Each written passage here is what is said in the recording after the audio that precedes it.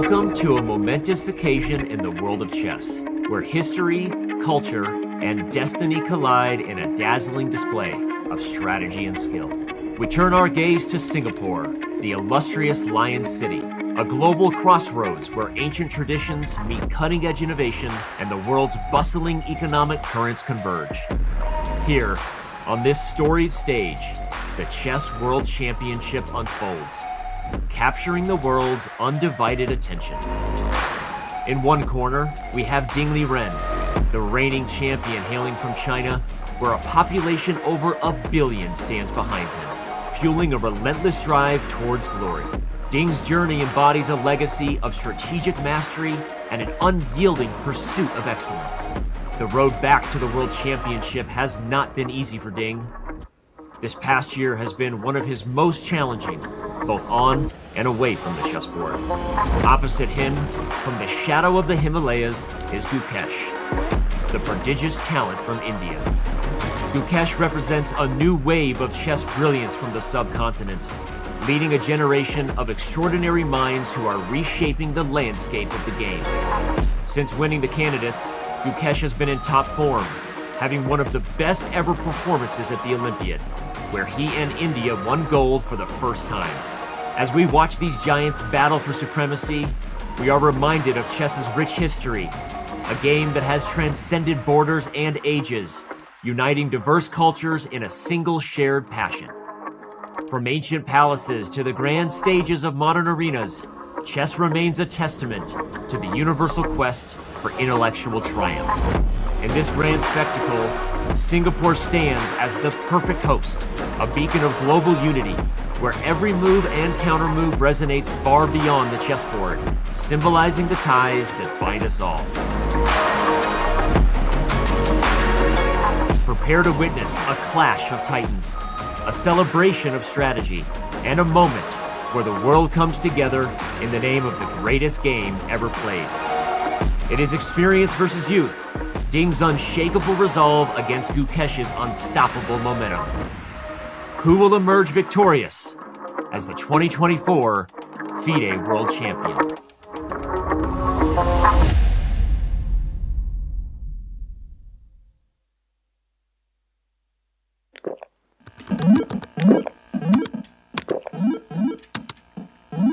Red Bull gives you wings.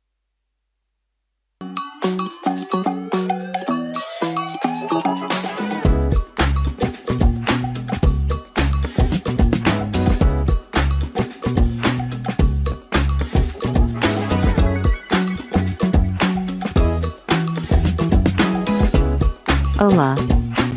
Download the AirLearn app now. This is the Google Pixel 9 with Gemini. And this is Dan, suggesting some places to meet up and watch the game tonight. But you know what's better than a list of places? Knowing how close those places are. Which is why you're just gonna ask Gemini to put these places on a map. Whoa, how's that for teamwork? Why can't you cool? Just let me cool. This December, the world's top chess minds clash in the heart of New York City at the FIDE World Rapid and Blitz Championship. Witness world number 1 Magnus Carlsen and other stars from across the globe. Rapid and Blitz, chess in its most thrilling form, unpredictable and unforgettable. Fast moves, tactics and blunders, and moments that will keep you on the edge of your seat. Witness the pinnacle of chess excitement. Get your tickets now at worldrapidandblitz.fide.com. Want to play chess but don't know how to get started? Try chess.com.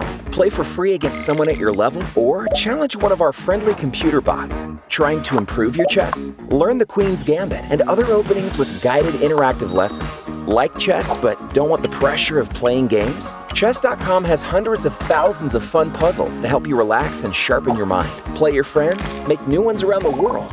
Follow the latest games and more. Sign up and play for free at chess.com today.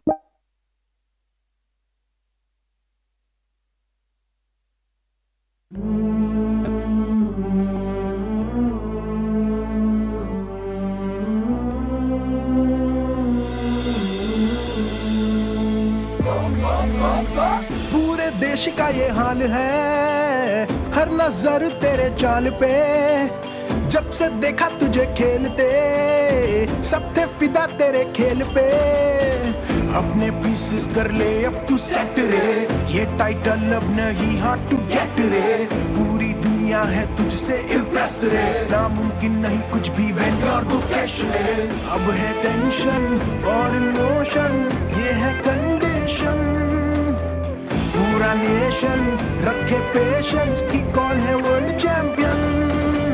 Go go bookie गो, देश तेरे साथ खड़ा है। गो गो bookie गो, सबका बस अब ये कहना है। गो गो बुकी गो, ये जीत पे तेरा नाम लिखा है। गो गो बुकी गो, सिर पे तेरे तू अड़ा है। गो गो बुकी गो, देश तेरे साथ खड़ा है। गो गो बुकी गो, सबका बस अब ये कहना है। गो गो बुकी गो, ये जीत पे तेरा नाम लिखा है। गो गो बुकी गो, चल चल चल चल चल। यहाँ हर पल है कीमती, कीमत है तेरे ड्रीम की। जब भी तू बोर्ड पे बैठे आशा हो बस तेरे विन की। आनंद का है तू चेला, नहीं है तू अकेला। अगर अपनी गेम तू खेला तुझा अपोनेंट तो गेला। हेटर्स वाली बातें जिनकी, शुरू कर लो उल्टी गिनती। मार गिराया सबको उसने, अब बारी आई है टीम की। इंडिया, इंडिया, इंडिया, गो गो गो गो। अब आया है तू एंड गेम में, सब ले रहे तेरा नाम है। सबकी नजर तेरे बोर्ड पे, घर लाना है तुझे गोल्ड रे। अपने पीसेस कर ले अब तू सेट रे, ये टाइटल अब नहीं हार्ड टू गेट रे। पूरी दुनिया है तुझसे इम्प्रेस रे, नामुमकिन नहीं कुछ भी वेन और गुकेश रे। अब है टेंशन और इमोशन, ये है कंडीशन। पूरा नेशन रखे पेशेंस कि कौन है वर्ल्ड चैंपियन। देश तेरे साथ खड़ा है। गो गो बुकी गो, सबका बस अब ये कहना है। गो गो बुकी गो, ये जीत पे तेरा नाम लिखा है। गो गो बुकी गो, सिर पे तेरे तू अड़ा है। गो गो बुकी गो, देश तेरे साथ खड़ा है। गो गो बुकी गो, सबका बस अब ये कहना है। गो गो बुकी गो, ये जीत पे तेरा नाम लिखा है। गो गो बुकी गो, देश तेरे साथ खड़ा है। सबका बस अब ये कहना है, ये जीत पे तेरा नाम लिखा है।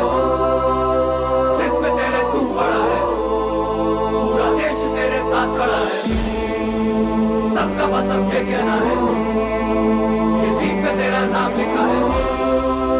सिर पे तेरे तू बड़ा है, पूरा देश तेरे साथ खड़ा है। Thanks, guys. We are the night before round 10. Why? Because we wanted to get the light show at Gardens by the Bay. And Nemo, you are a tour guide, so what are we experiencing here? Right now, we're experiencing one of the legendary Gardens by the Bay light shows happening twice a day, every night. And, well, you know, they're playing Christmas songs right now. I know Singapore is not the most Christmassy country in the world, but I still think it's a really beautiful vibe. And we're not ding chilling, we are sweating, but bringing you the action. Fa la la la la la la crunch time. We've got 5 games to go. Ding has an extra white. I think they call that being on the button. You can correct me later if I'm wrong. The big question, is Ding gonna push in one of his white games? Nemo, what do you think? I haven't been feeling that energy from him. That does not mean that he's not going to push being on the button. You know, maybe he can go all in. But I don't know. Do you think it will go to the tiebreakers? I have no idea, but we do know that they're playing poker in their spare time. Team Ding is. Niwa apparently is the expert. Nemo, we got to get you in on that game, but before we do, let's get to round 10 and see if Ding has got something up his sleeve. Now back to you guys. Woo! Whoa! Let's go! Welcome everyone to round 10 of the FIDE World Chess Championship. We are live from Habitat in Mumbai. Would love to hear from chat where everyone is joining in from. Round 10 starts in just a few. In Singapore, our panel, Sagar Shah as always, Sahil as always. Guys, is today the day we get a breakthrough? Today, I think I just get this feeling it's a very different day because so many things have happened today which I was not expecting. We have a few people here who have come who I didn't expect. Then some people said we reached Singapore because now we want Gukesh to win today. So I have a feeling today is the day. Expect the unexpected. Sahil, 4.5 points apiece. I think few would have predicted that by now neither of the players would take a lead. But today, the tipping point? Absolutely. We are in the end game now. So only 3 points required for one side to win. And as we said, पिछली बार देखा हमने उन्होंने कहा कि do you think tiebreak is close by? Ding said one game could tip the scales basically in one player's favor. So let's see what happens. We are all ready. Guys, तुमको क्या लगता है आज draw होएगा? Will we get a decisive result? Will you get your money's worth? That is the question. But also, I personally think, and also it was echoed by Magnus, that the match is more even than any time in this entire match. It was. So, like, it's really equal right now. Also, some would say that Ding has a small edge as well because he has 3 white games. And also, when it goes into tie breaks, Rapid mein Ding is considered as a small favorite. That's what everyone says. So, yeah, while we are very much like supportive of Gukesh's chances and so on, maybe objectively, Ding is perhaps a very small favorite right now. 3 whites out of the last remaining 5 games for the reigning world champion. And in this match so far, one of the awesome factors has been the opening preparation that we've witnessed. Now, in every single game of Ding with white, he's played a new opening. We've seen the king's pawn, we've seen the queen's pawn, the bishop pawn, and the knight coming out on move 1. Yes. Who gets the first surprise in today? I don't know. I think knowing Gukesh, how much he has prepared, I think maybe he might still kind of out-prepare Ding there. But whenever Ding senses कि यार ये हाथ से बाहर जा रहा है, he will just take the draw. And the extra white might not mean as much as it usually does. Correct. So I'm also very curious कि आज वो कौन सा move खेलेगा because he's already played all 4 different moves. That leaves it with B3, नहीं भाई, नहीं होने वाला. F4, बिल्कुल नहीं. or Knight C3. Apart from that, I don't think A3, H3 and all of that will happen. But let's get prediction. I mean, Yeah. what's your prediction for move 1? I think Ding most likely will go for Knight F3 again. I'm picking 1e4. I'll take 1d4. 1d4 for sure. D4, huh? Yeah. Again, London system. Maybe not the London, but 1d4 maybe. Okay. And okay. I think a good time for audience to take 1c4 so that we cover all grounds. फिर गलत नहीं हो सकता habitat पे कुछ. क्या पता कुछ और खेल ले. But today, Tanya, we are haben einen sponsor. Ooh. Yes, समझा? Yeah. कुछ समझा नहीं ना? So I spoke in German. थोड़ा मैं college में सीखा था. But today we have a sponsor and a big round of applause for AirLearn because they are supporting today's stream and AirLearn is to learn foreign languages and you can actually go on the app. I in fact downloaded it and was learning German again like the good old 11th and 12th standard. So you can learn German, Spanish and many more languages. So the link is in the description. Please Punjabi? do check it out. Punjabi nahi hai Tanya, but maybe they have written we'll introduce more languages. So perhaps हो सकता है Punjabi. मेरे को तो German सीखा था बहुत time से तो अच्छा है मेरे लिए perfect. भाई हो सकता है बोर्ड पे इटालियन आ जाए आज. Totally possible. Nice. Bhari, bhari. By the way, can we just get some visuals from Singapore and have a look for all the people who are here? Ki, how does the World Championship playing hall look like a few minutes before the players enter? And Empty. that is how. Very, very calm, shant. No Maurice there. I believe Maurice is going to join us today or tomorrow? Tomorrow. He'll come in tomorrow, so have your questions ready. I think I want to ask him about how tensed is the press conference? Because really, it's right after the game. That's when you can feel it between, and he sits between the players. So going to be interesting insights for him. This feels like the calm before the storm. Yes. The players haven't arrived expecting to see Guki's grey jacket on the chair soon. But yeah, once again, 2 drastically different chairs, somewhere reflecting the personalities of the 2 players. And all of this is inside a glass chamber, right? So not a single, you cannot hear anything, I assume. Although when they clap, I think the players are able to listen to that small sound. But I guess nothing else goes in. So if someone talks a bit, then they are not able to hear it. And yeah, we are about to begin in less than 5 minutes from now. We also have a very special guest who will be joining us today. Any idea, guys? Guess karo. Yes, we are going to have the 5-time world champion, Vishy Anand. joining us online. So this will happen roughly half an hour into the game. I guess we will have couple of questions from you guys to ask him. So do have them in your head. I think I'm so excited to actually ask Vishy, what does a man who's been there and done that feel about how both players would be thinking? You know, he must have gone through this so many times. Been there and done that 5 times. Yes. 5-time world champion in different formats of the world championship. So I think we'll get some incredible insights and peek into what the players go through at this stage, at this level of the tournament. So looking forward to that. But Sagar, we've also got some more surprise guests coming in today. Oh yes, today we have the guy who plays amazingly well with his king. That's all we can tell you. And I assume it's not Nigel Short, yeah? Yeah, not Nigel Short, modern day player, and he is someone whose Wikipedia has Grandmaster there, although he's not a Grandmaster. But yes, he'll be joining us later in the day today, a very well-known stand-up comedian, host, and yeah, not to reveal too much more. कर दिया आपने, सब दे दिया already. नहीं पता नहीं चला रहेगा बहुत लोगों को. Because you know, he's not been in the chess world for some time now. He came like in the lockdown, we used to have streams, he played in COB and so on, but recently not so much. So we have the King Vishy joining, and we also have a player who loves to go forward with his king. That's going to be a fun one. Okay, guys, coming back to what we are setting up for, right? A big round 10. And this is the stage in the match where really a victory could be absolutely decisive for the match.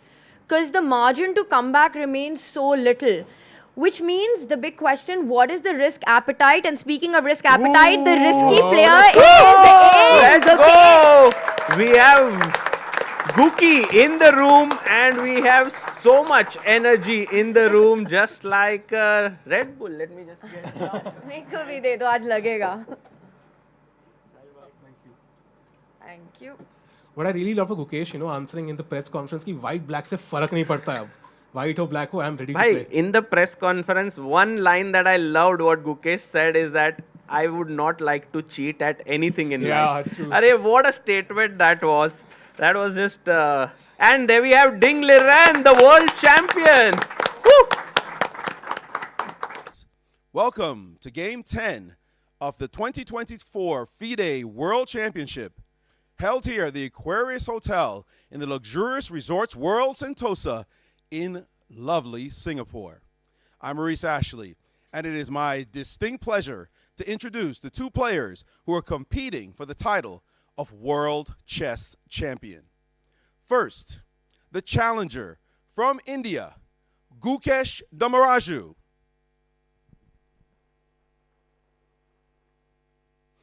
And from China, the world champion, Ding Liren.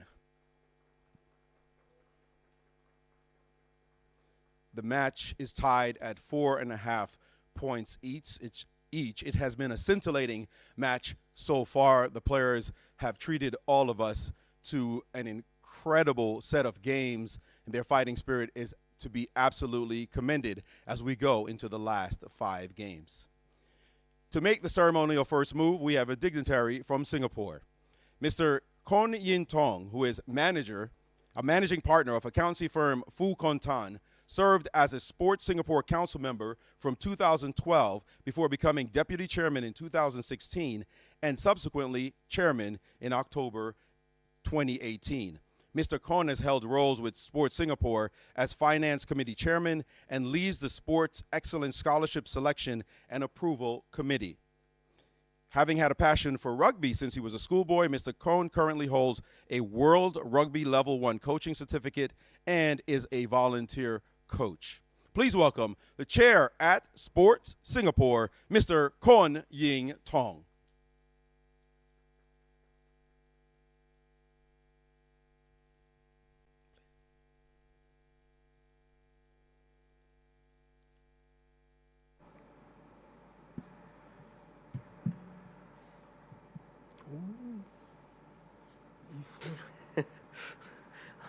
What was the move? It's E4. E4, which will be E4. taken back by Ding. But this is my prediction for Yeah, today's I game. think E4 आज हो गया Tania, so that will be. A shocker.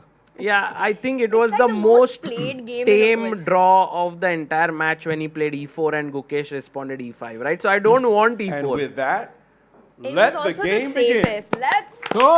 begin. Handshakes and game 10 is off. Ding, what will he choose to start with? And it's... अरे ये क्या है? What was that?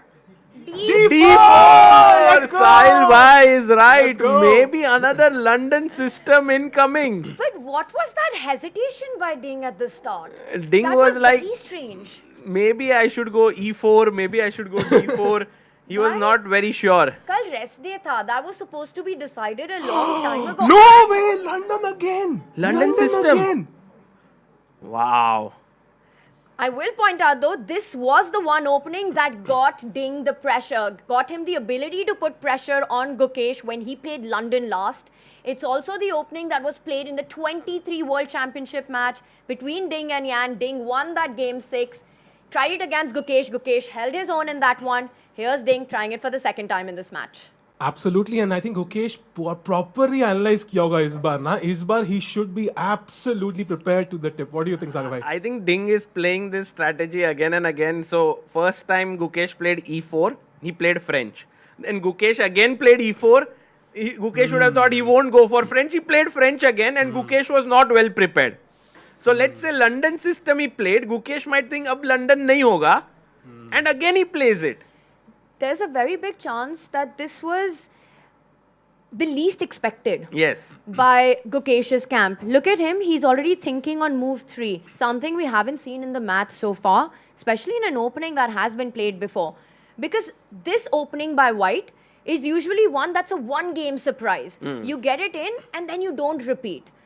He does go with E6 again. This was what was played in that game. Although the move order was slightly different, I think we've reached the same position. C5 is what Gukesh had chosen. It was game 6, correct? It was game 6. Will Guki go for c5? And the London system trademarked by that dark squared bishop of White coming to the f4 square. And as you often point out, Sagar, the triangular pawn structure that White ends up taking very solid approach. Yeah, Sagar bhai, let's flip the board. अरे फिर से वही खेला है उसने. C5. Oh yes, we have to flip the board. Right. अभी ठीक है. Thank you. Oh man, I still can't believe it though. I still can't believe it. दोबारा खेल दिया यार. I think Sahil bhai, you have a course on London, yes? क्या मस्त time पे प्रोमो कर दिया. But आज के लिए अगर हार जाएगा तो चलेगा भाई. आज कोई चक्कर नहीं है. नहीं भाई, आज तो लंदन को हराना है. कुछ भी हो जाए. Let's see what Ding does. The last time he had played C3 here, then bishop D6 and bishop B5 check. This is what we saw, and that very, very interesting game which went with knight C6, take, bishop takes, queen takes, with the queen coming out here. A new move on the board. Oh, he goes bishop E2. And that looks slightly weird. Let me just check in our database how many times this has been played, because this doesn't seem like a move that is played very often. Also, it doesn't feel like a very aggressive move in the position. In that previous game, this bishop, which has just moved, had gone forward to give a check to the black king. Yeah. So a slightly cagier developing move by that white bishop. And look at Gukesh. This is a fresh position, Sagar. What are the stats on it? Is this something that has been theoretically discussed? So 16,468 games were reached until this point. And out of that, only 400 games have played bishop E2, which means it's the 4th most popular move in that position. The most popular move, 11,000 games, is what we saw last time, C3. And before, the second most is knight D2. But he goes bishop E2 and Gukesh does not flinch. He instantly plays bishop D6. So Gukesh is like, "Bhai, ye to meri tayari hai." Good news, yeah. That's amazing news. So he comes bishop D6. But now, after bishop to d6, we have only 48 games more that have been played, and there is one Indian player who has played this with white. Any guesses? One top Indian player. Vidit nahi? Not Arjun also. No, actually Nihal is known for his London system, but not even him. Ronak? Pragnananda played this with white. He played it against Rasmus Swanner at World Team Championship Dusseldorf. Again in the same that event. Jahan pe Arjun versus Kramnik, that one game that we were discussing, also happened. So this move that Gukesh has played is very thematic in this position. Once again, the London system, that dark squared bishop is a key piece for white. Right. It's sort of the MVP, the most valued piece. And with black, you want to try to trade it off as quickly. So this structure to go bishop d6 aims at getting rid of that bishop and then asking questions, what happens to the pawn formation of white? I've seen Gukesh use this line with bishop d6 regardless of what white plays in the London. Yeah. He really likes to trade these bishops. It's also a slightly unambitious way to play, I feel. Like there are so many other ways. By the way, the pawn has been taken here. And Sagar bhai, a great stat, Ding and his wife combined have played what? bishop. Ding and his? Sorry, Rapport and his wife combined.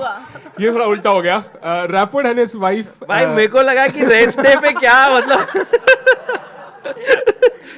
नहीं, I think शादी लोगों की जल्दी नहीं करवाएंगे. Rapport and his wife have played bishop e2 combined 9 times before. Whoa. So this is definitely Rapport and oh yes, there is Rapport's game at the top versus Sam Shankland. Oh, but this is very interesting that Rapport's wife also plays this. Her name is Joanna. And she's a very strong player herself. She's a WGM if I'm not mistaken, yeah? Yes, Sagar, a woman grandmaster. I think she's also played in the Chess Olympics several times. Yeah. So this is 100% screaming than Richard Rapport preparation, yes. right? And he's also someone who last World Championship is the one who pushed Ding to play the French, play the London system. So it's back on the board. And now we see with this trade, those bishops are still alive. Yes. And an asymmetrical pawn formation in the center. It's going to be an interesting imbalanced middle game now. Yeah, I think black has much more space in the center. So if white had to strike there, what move do you think white would play eventually? If not this move, then in future. To strike in the center. C4. Yes, exactly. C4 is the move that we will see very soon, I guess. By the way, we have a super chat from Bells of Ireland, a very weird one. He says, hello Sagar. Thoda samay ke. Can you please go to the reception and ask for a 16 kg package? Whoa. What? 16 kg. I have sent for all of you. It is in the name of Balraj. If you received it, then it's cool. Arey, mil gaya? Sudhir bhai, what is it? Hai kya?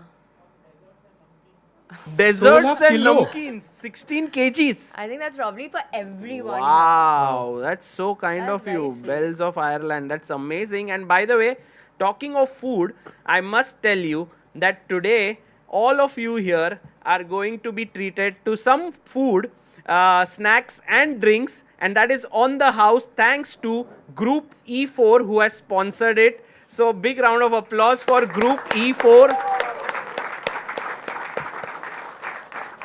It's an initiative by Satya Prabhakar along with Vishi Anand and Aruna Anand, RB Ramesh and Aarti Ramaswamy. They together raise funds for young Indian talents, and 250 families and firms have come together for this amazingly noble cause.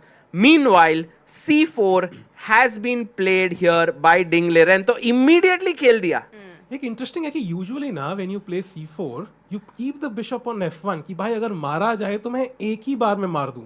सो ये bishop E2 C4 थोड़ा confusing तो है. So, but Sahil bhai, you cannot really take on C4 right now, I feel, because that would make you lose castling rights. Is that too much of a disadvantage? Maybe not. But, sorry? Knight E5 here to attack this pawn. And if I go and defend it, This is actually a very well-known sometimes position that comes out of Queen's Gambit accepted, something like this. And it's supposed to be okay for black. So it might not come as a huge surprise if Gukesh takes the pawn on c4 here. But I have a feeling that he will not. He will castle here. And the one interesting difference here, as I was checking Rapo's game as well, is that c4 is played more after you go short castle as white, so that जब वो queen exchange होगा, your rook can immediately come to the central file. And perhaps that's an added incentive for Gukesh to trade immediately. Or, Tanya, here, bishop b4 check is also an option if you have not castled now. Ooh, he castles. Oh, he castles. Gukesh is like, no nonsense, I'm going to put my king to safety. And if white castles as well, then it transposes to the games that we are talking about, where it's more standard to go c4. Right. I love how I don't think it's much of a doubt in my mind that this was a little bit of a semi-surprise for Gukesh, but he still doesn't take long pauses. He's in fact ahead on the clock. Ahead on the clock, so he's showing confidence early on. Move 1 itself, how Ding reacted, right? That was extremely weird. I've never seen that before in a World Championship match. Yeah, it was weird. It was weird. सुबह late उठे, नींद से उठ के आए, अरे game bullet game चलनी है, कोई ऐसे कुछ भी टच कर दिया. Like it was crazy. You know, this is where if we had that EVS system in chess, we would replay that scene where you can see that moment, because it's really something we don't get to see in chess. Another thing that we don't get to see in World Championship matches happen in the Magnus match, when I think it was on move 2, Magnus moves the knight and the knight falls from his hand. Again, signifying the tension, the nervousness that the players feel. Right. So completely agree with you, Sahil. To me, also at the back of my mind, you know, it's first move. You want to show that you're well prepared. You want to make that move confidently on the board. And it was the exact opposite of that. कहीं ना कहीं Gukesh thought, "भाई ये क्या हो गया यार?" मतलब like he and we might have a scene again where we might have an equal position and then Gukesh again pushes. तो ये कब तक चलेगा वही देखना है यार. Correct. And this thing about them playing the piece and piece falling, Magnus's piece falling, it might seem like a small thing. By the way, the knight comes out. But there was this one video on this Take app where Henrik Carlson says, don't you realize he's been moving his pieces since he was a young kid? How can he drop a piece? And you know, that just shows like there's so much tension. Like Ding generally would never think before making his first move, but he did it here. Yeah, that was a big moment in that match. And it was Magnus's first World Championship is where it happened, where he felt the maximum nerves.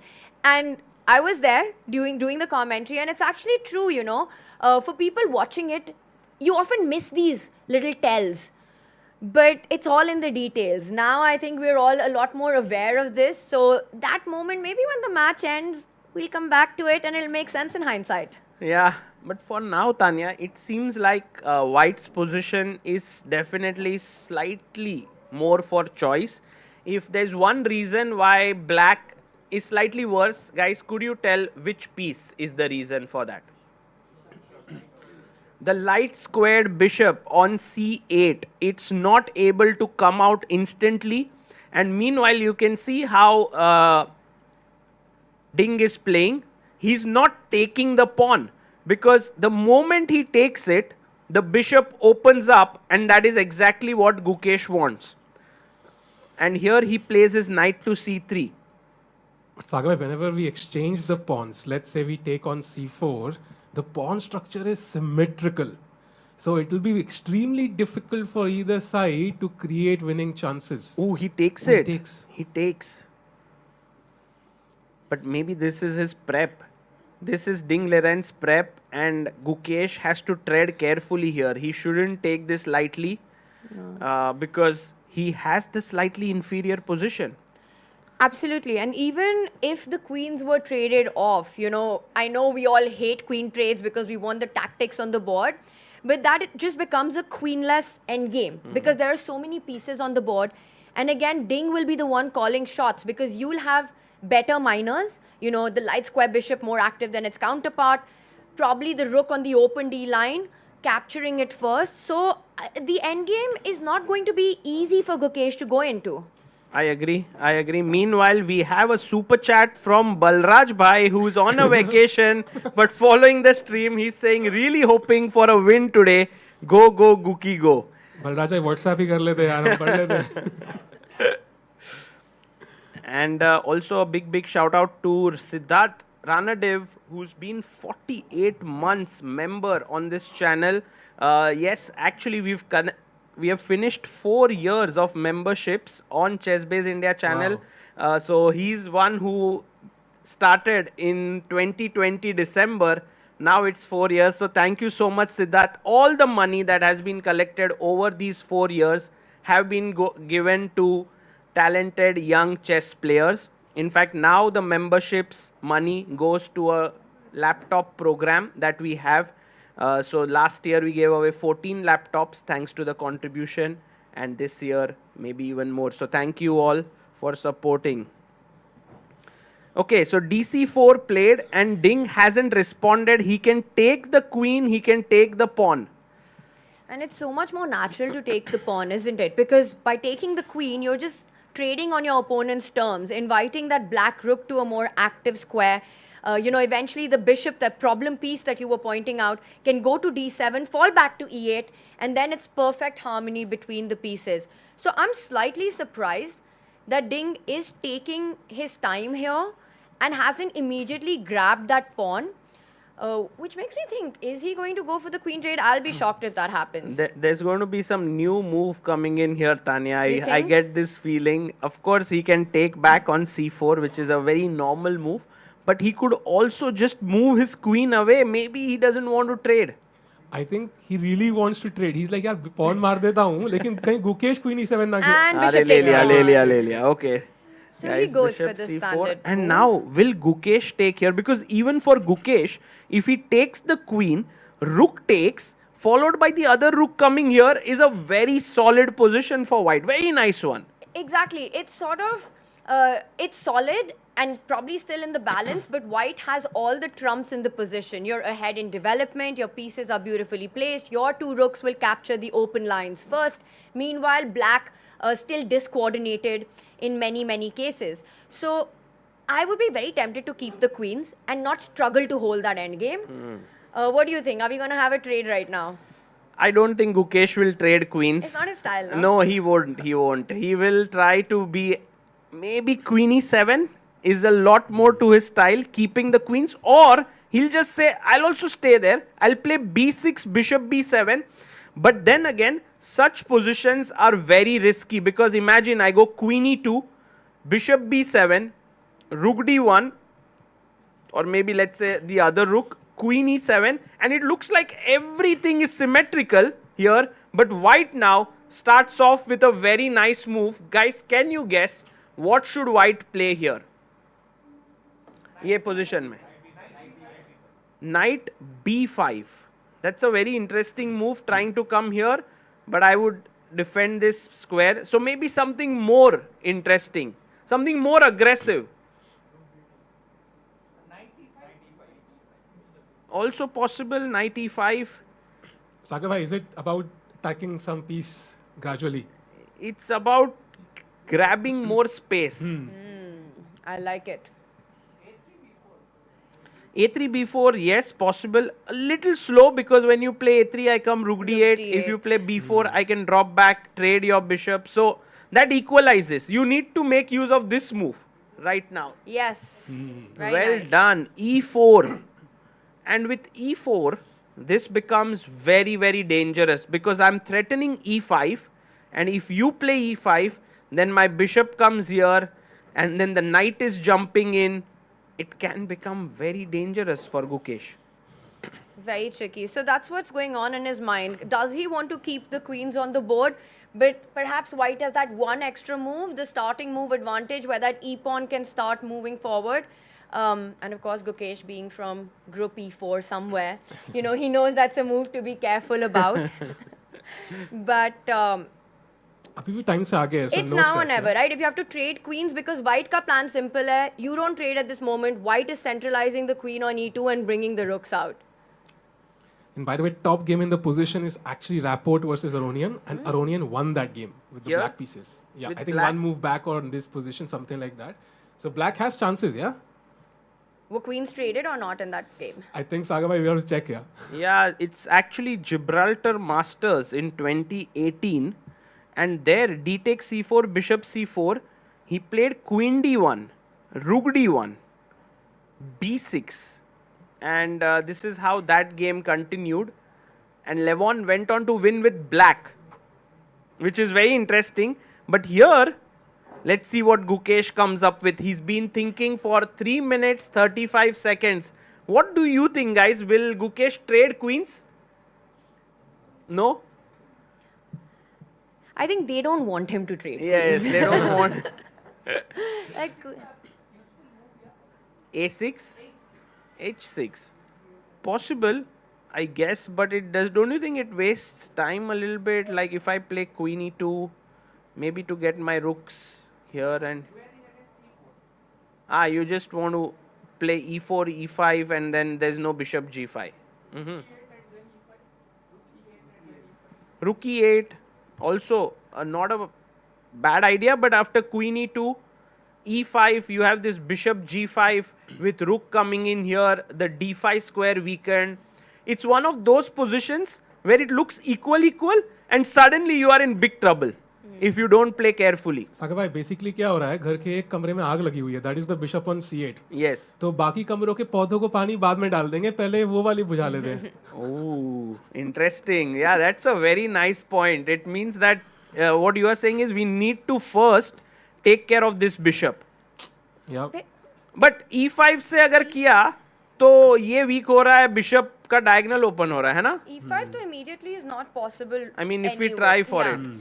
Also, you have to be very careful while pushing the e-pawn because of that central square that gets weakened for the knight to jump in. Usually in these positions, the light squared bishop does belong in the on the longest diagonal on the chessboard, that a8 to h1 diagonal. Yes. There are two ways to get there, right? And again, this could be done before or after queen trades. Either you can do b6 and take it out, or a6, b5 is a more active approach in the position, and then put that bishop to b7. And maybe if we continue with here a6, I'm always trying for this queen e2, b5, bishop d3 setup.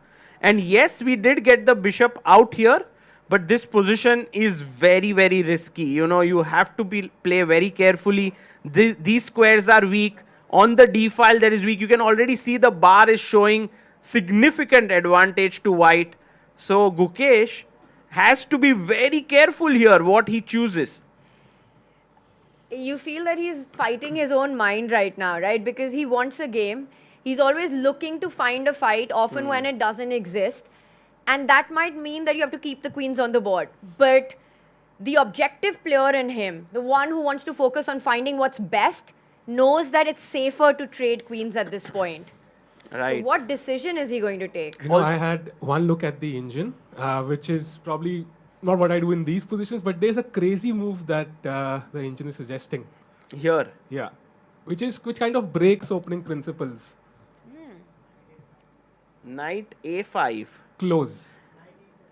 Maybe if he says close, then could be the other knight. Yes, actually. Knight h5. Wow.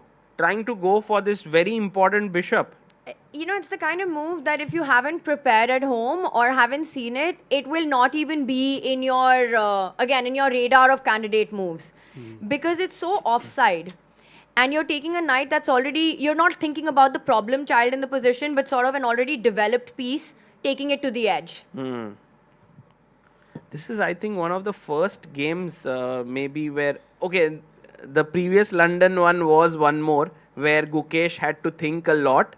But here, you get a feeling that Gukesh has been slightly out-prepared by Ding. He's now thinking for 7.5 minutes. It's a long thing. The good news is that it's the kind of position where, you know, there aren't crazy tactics on the board. So you don't have to find the top line of the engine like it was in the previous London. You remember which black queen went on this journey, picking up pawns on the king side, opposite side castling. The house was on fire. this one is more strategic, Sagar, in nature. And I think these are the kinds of positions which are also quite dangerous, because if you are not careful, you can really run the risk of getting into an inferior position and not realizing that you are in one of them. So Gukesh is actually looking at perhaps a very clean way to get an equalish position. Also, it's very difficult for us to kind of wrap our minds around if only we could have like sort of a 5-time world champion helping us here. Yeah, it would be so nice. Maybe what about calling out the magic word here? If only we wish Vishy was here. Woo!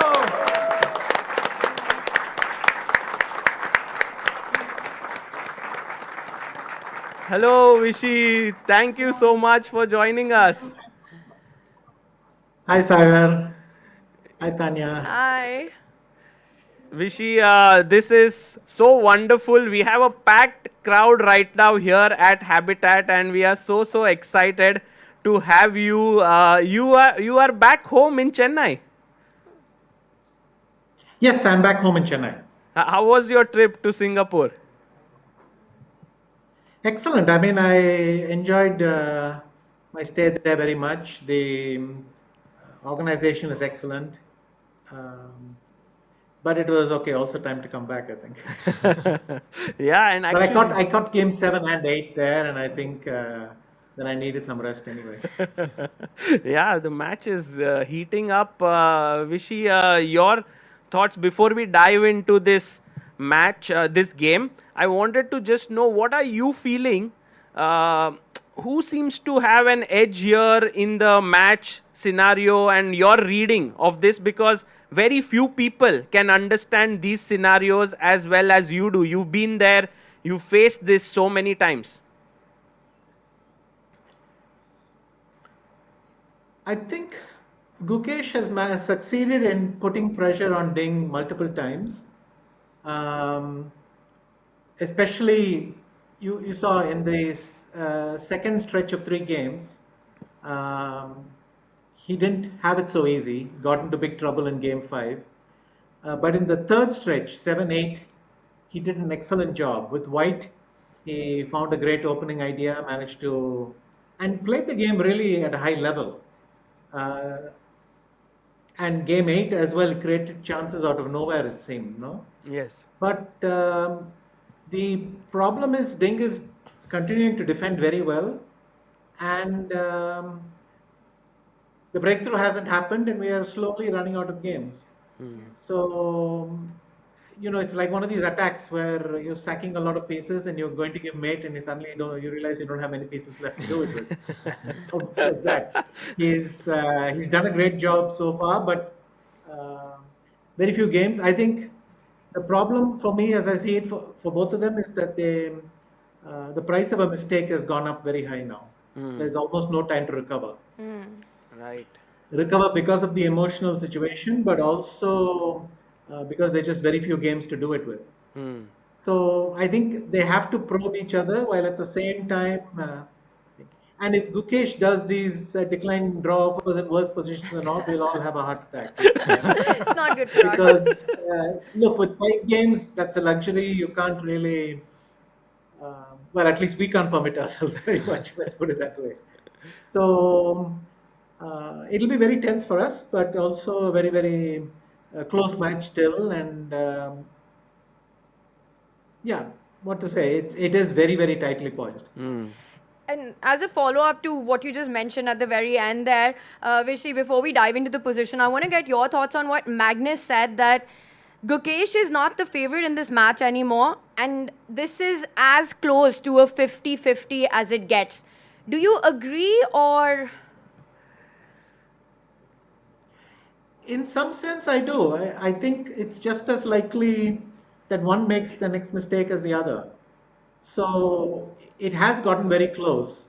I mean, Gukesh has managed to find weaknesses, and if there was only 10 games in the match, then this is a good trend. But it's getting too close for comfort now, and in a sense, it's quite likely there's a tie break if they're unable to break through. but also I have the feeling that one breakthrough and then the odds shift. I think after that it's 80-20 for whoever is ahead. So a very close match right now. Do you think we'll have a breakthrough in the next 5 games? It's possible. I think that both of them, in a sense, have been successful at their strategy. Ding's strategy seems to have been to conserve a lot of his energy and to save his best for the correct moment. And Gukesh is playing extremely well. I mean, even more than Game 7, which after all is an opening concept. But I like the follow-up in Game 7, and also his play in Game 8 was very good. But then there are these strange... I'm still baffled that a guy who calculates like Gukesh calculates puts the A knight on C5. I mean, for me, I didn't even consider it. I just assumed that you have to play knight d5. Maybe I sensed that rook c8 would work or something, and then when he did knight d5, it looked very strange. So he does make some mistakes, understandable, but I mean, it's easy to sit at home and say they make mistakes. That's not the aim of my statement, but he is making mistakes, so it's very, very delicately poised. This is very interesting. Anyway, you wanted a short answer to your question. I think tie breaks are quite likely now. Okay, so can we go over the game? Today was once again the favorite of one of our panelists here, Sahil, who loves the London system. So are you surprised by the London played by Ding today? Actually, tell me, what do you find more surprising? Is that the London happened, or that that we are back in the Queen's Gambit declined?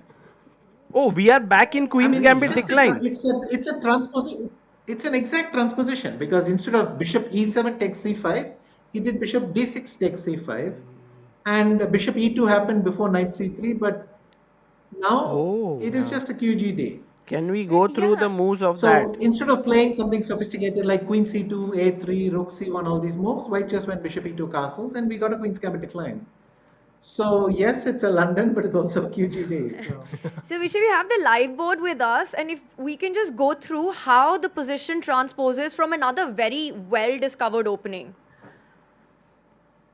Yeah, so you'll see the line takes, bishop takes, bishop e2, dc4 or knight c6, yeah, it doesn't matter, castles, and then yeah, it's just a transposition to the QGD.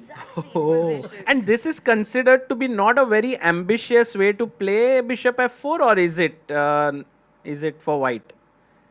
It's, if white has anything, it's microscopic. I think this position should be pretty easy to equalize. I would probably just play h6 and then queen e7. Just some sensible moves. I might. I mean, the problem with queen takes d1, rook takes d1, bishop d7 is there's this half trick, knight e4. So you don't want to walk into that. And if knight takes knight, this is hanging. I think, Anand, you just made someone's day in our audience, because 8-6 was also a move that we wanted to, we were considering. I want to ask you, Gukesh. H6 is a reasonable move, or queen e7 is fine, I think. Sometimes if you don't know what to play, they'll play bishop b4 and just probe and then come back later. And so with this kind of symmetry, the only thing is black's bishop on c8 is the worst of the 4 bishops, but by a very small margin. And so it could get unpleasant for black, but honestly, I think this is not a likely scenario. If I go h6, it'll be fine. Even knight h5 might be good, just to provoke a decision with that bishop. Force that bishop to make a decision, exchange itself. Then the other bishop can come out more easily. And just bishop e7 here. Ah, okay. Wow. You are, or if you prefer, I think it was one and the h6, that's also fine. So, you know, Gukesh, he's always trying to find a way to keep the fight going and trying to find the most combative approach. What would you say is going on? What do you think is going on in his mind right now? What's his mindset in this position?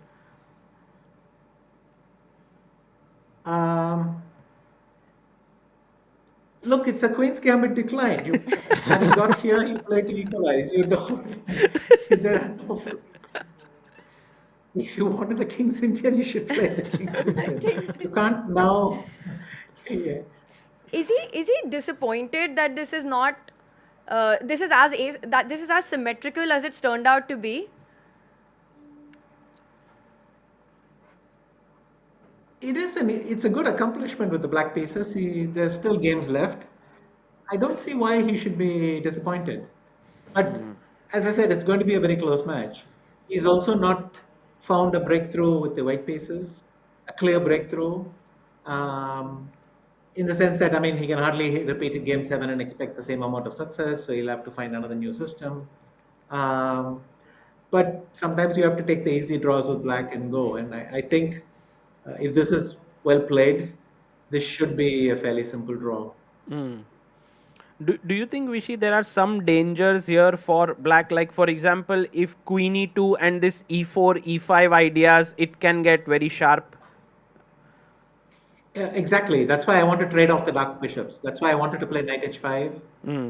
Head 6 also, in a sense, is about that. Because if after head 6, white goes e4, yeah, then I might want to have bishop b4 or something like that. Or queen takes d1 and then bishop b4 and try to think. But I actually prefer, maybe now as thinking about it, I prefer knight h5 even to h6. Got it. But knight h5, you can play queen e2. Oh, queen e2 and give up the bishop? Yeah, and then knight f4, ef4. And you have to equalize this still. White has, I mean, there's a double f pawns actually help white. His knights have good squares, and black is still very cramped. Again, that problem is that bishop on c8. So I would think carefully between head 6 and knight h5, or maybe start with queen e7, so that if you play e4, I can play rook d8 and knight d4 very quickly. I can try some rook d8 and somehow knight d4, something like that. Right. So actually, it's a very key moment for Gukesh to sort of choose a plan here, which one he's going for the next few moves. Yeah. Yes. It's important to have, I mean, to take it to, white's only plan is, I think, e4 or queen e2 first, but e4 is a threat. So black should try to prepare for that. I'm not quite sure about a6 because I think a6 is tempting also. If you play e4, then I play b5 and bishop b7, and then e4, e5 is not that strong. Right. Because I've got some space on the queen side to do stuff and so on.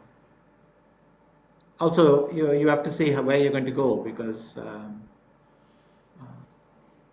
after b5 is yeah. there a bishop going to retreat to e2 or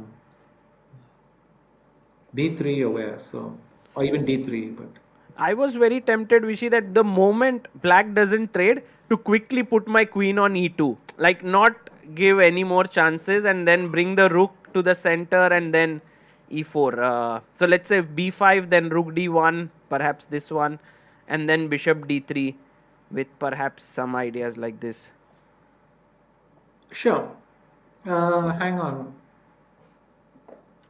Bishop b7, you'll do what, knight e4 or maybe bishop g5 is also reasonable. Is e4 doesn't make sense here? Like, maybe not good here. Then maybe knight d4. Got it.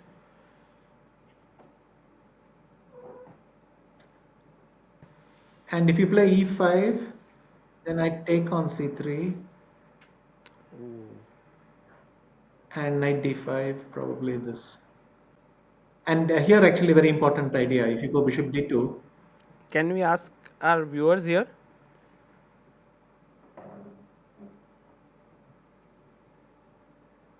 Okay, guys, knight f4. Bishop on d2. No, guys, black to play. Rook c8. Okay. Also, always look for weaknesses. Rook c8 is one way to get there. Yeah. Rook c8 is fine. Head 6 is fine. I like queen h4 a little bit.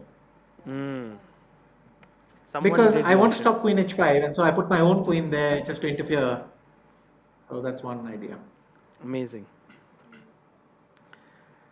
Gukesh has been thinking for 23 minutes. This has been not like Gukesh. I had one question, which was your match with Topalov. At that point, I remember that Topalov was a bit worried about getting into the tie breaks. So much so that in the last game, he wanted to win at all costs. Do you think that in this match, and you were clearly the favorite when it came to rapid tie breaks, do you think that Gukesh should worry like that, like what Topalov had those worries, or you don't think there is such a big gap in their rapid playing strength? Look, I don't even think somebody should take that attitude, uh, even if they think they're not favorites in rapid chess. Because think about it, if you do something irresponsible in the last game, your odds are probably dropping to 30%. Are your odds in rapid chess so much worse? Are you 30-70 in rapid chess that you're willing to take that sort of risk? I mean, what Topalov did in a sense. But I think the point is not that Topalov did something he knew to be irresponsible because he was trying to avoid the tie breaks. I think he was not keen on the tie breaks. Maybe a small part of him was a bit worried. And therefore, his brain saw an advantage where it didn't exist. I mean, he didn't play King H4 thinking, I might be mated, but it's worth the risk. He went King H4 thinking, I don't see the problem. And then suddenly this counterattack happened, and then he realized he had made a tactical miscalculation. But the point is, if you keep worrying about a potential rapid game, then you will lose objectivity now, and you'll do something, your brain will deceive you, something will go wrong in your thinking process, and you'll make a mistake.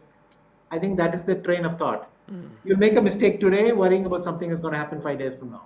And that's what they have to avoid at any cost. Right. Anyway, they have time to prepare for a tie break. And if either of them didn't prepare for a tie break before the match, I would think that's careless. At least your teams can start thinking about it now, and they can map out a few directions, and you must have played some training games, and come on, I mean, you have to have this in your repertoire. It's just as much a part of the match. So no, I think you cannot do stuff to avoid the tie break and all, because you're getting much worse odds today for something potentially avoidable some days from now. I don't see the logic. Wow. Okay, that was great insight, Vishy. And while you were speaking, Gukesh did go for the move that you wanted the most. Knight h5 is on the board. Now I think the only hope for for white is queen e2, because otherwise, what is white's plan?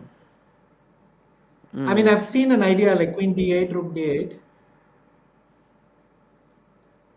and then bishop c7. But the problem is, after rook d7, you're not really, you're not solved anything. So. Right. So maybe knight h5, there has to be, you mentioned queen e2. Is there any other move, Tanya, that you feel maybe white can try? Bishop g5. But bishop e7 feels like you're solving a lot of problems in that. Also, I can play queen d1 and h6. Instead of here, yeah, queen d1. Instead of bishop e7. Though I think bishop e7 is perfectly playable. Sorry? If bishop g5, bishop e7, queen takes queen, then just maybe rook takes, and the knight defends the bishop, so should be fine.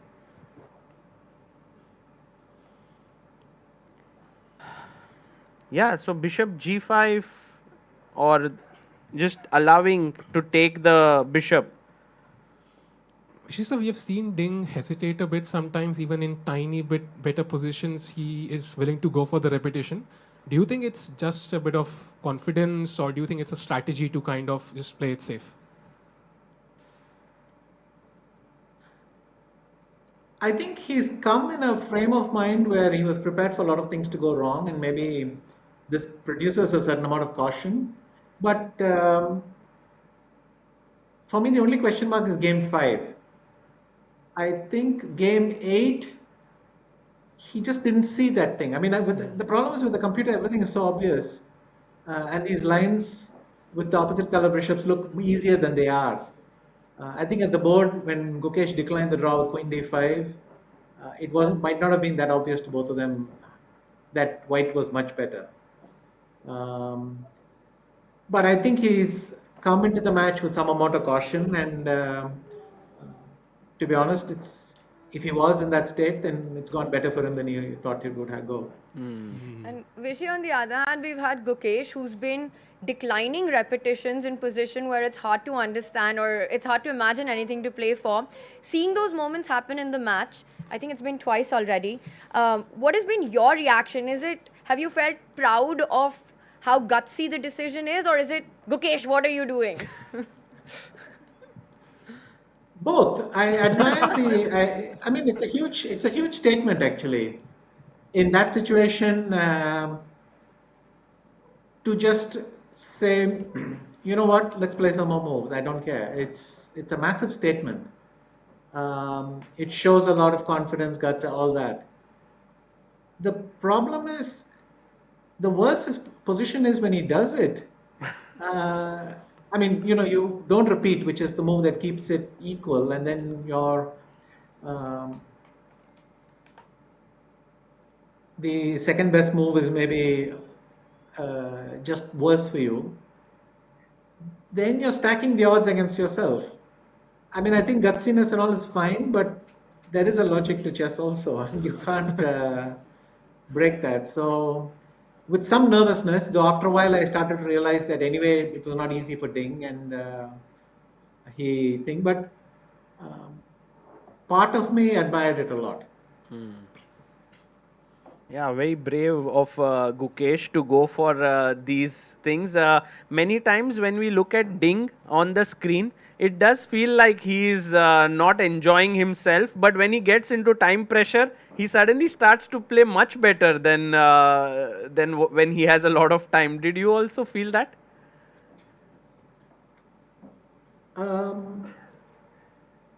Look, I'm not going to pretend that I understand his facial. I'm going to interpret his facial stuff very well, and his expressions and so on. But his moves certainly show a certain amount of hesitation. There have been several games where he has hesitated even in good positions and almost seems to hold himself back a little bit. But at the same time, it seems to be a coherent match strategy to keep it close but to punish any mistake severely.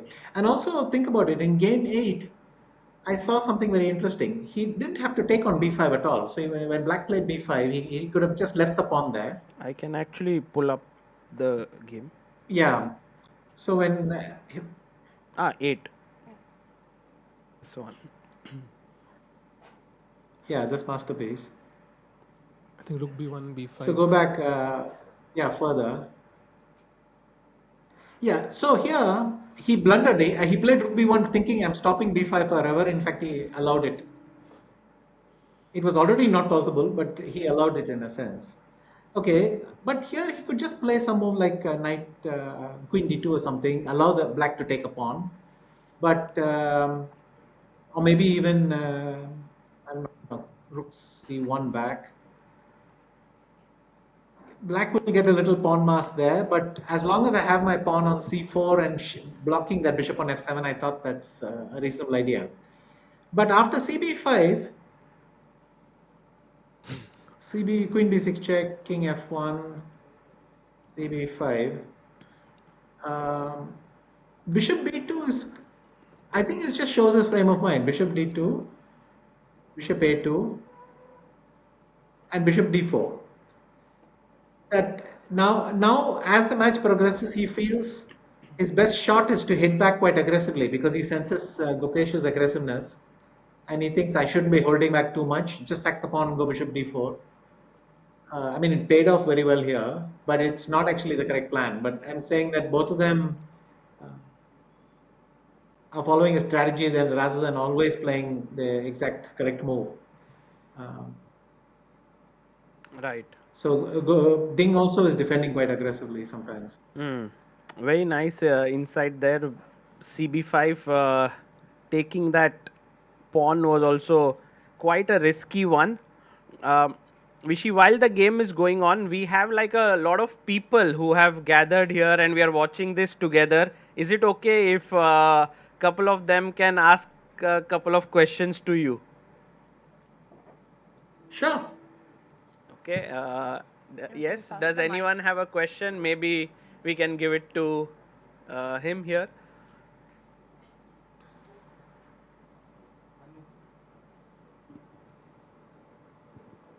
Yeah, it's on. Hi sir, I'm Mukund Joshi here. Just one question sir, have you observed any psychological warfare happening in this match till now?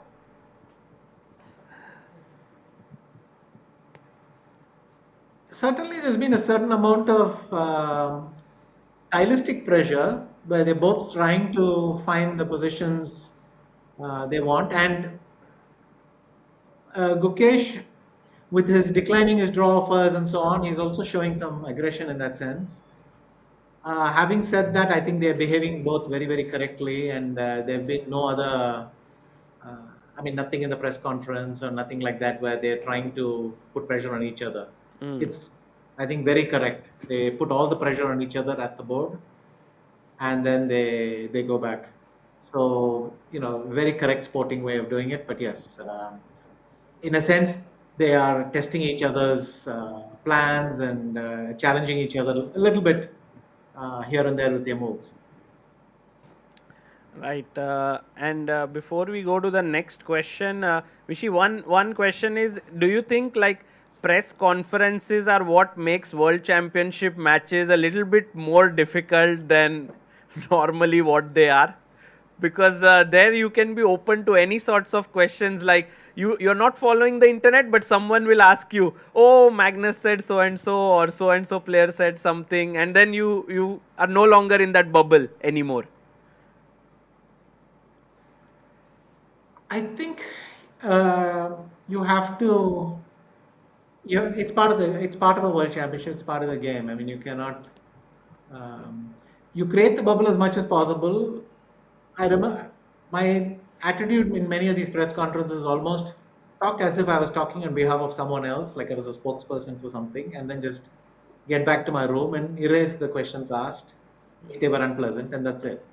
But you can't have the World Championship and then ask people not to do these things. I mean, it's part of the way fans will engage, and you have to put up with it. Makes sense.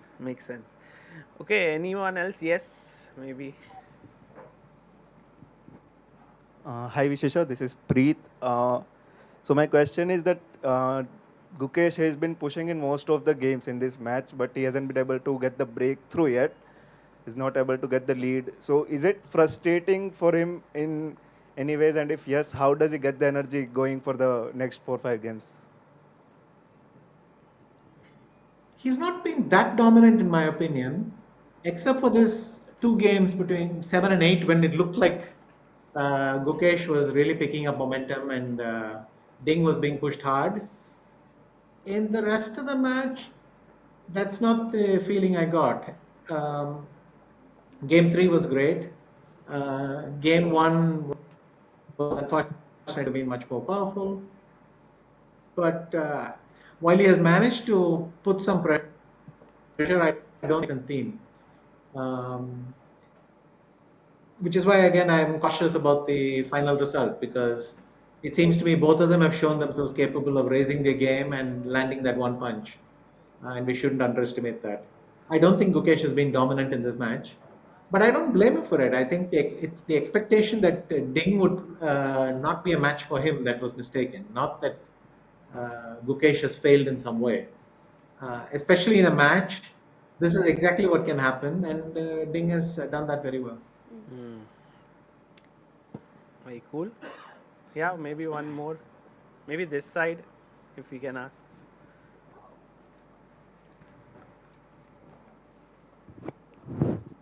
Hi Vishy sir, I am Dr. Arun, big fan of you sir. Just one crazy question, like as you know, it's my from so long, from 10 days, it's popping up in my mind that one of the Gukesh second might be Anish Giri or some Vidit, or like, do you think any some 2 or 3 guesses can you tell, like who might be the second of Anish? I mean the Gukesh.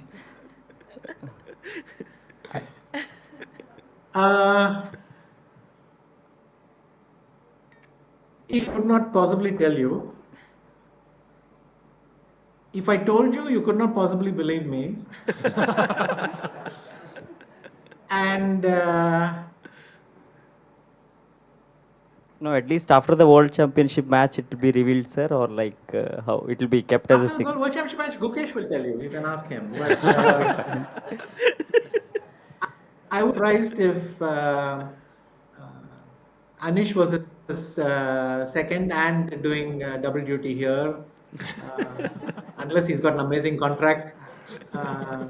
It sounds like too much leeway for the second. So I think it's time to tell Gukesh that he must put Anish on a 70-hour week. Okay, thank you, sir. If Anish was the second. Yeah, thank you. Yeah, thank you, sir.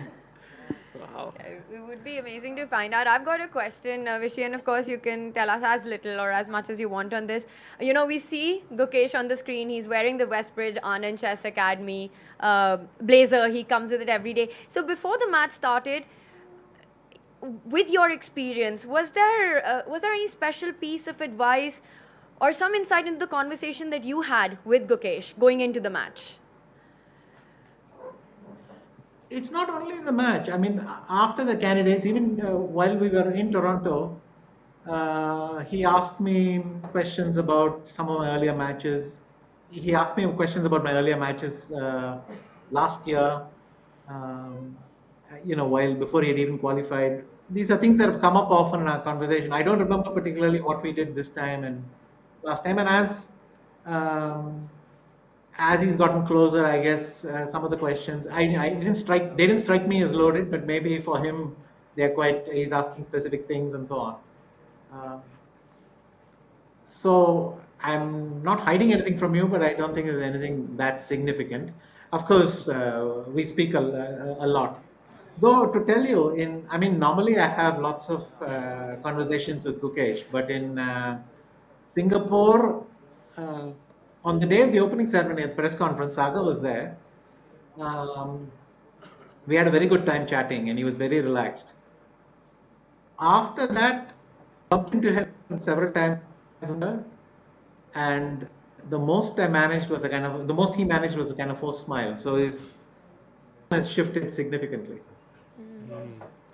We actually did see you making that opening move on that one day of Gukesh's game. Neither of them even looked at me. Neither of them made a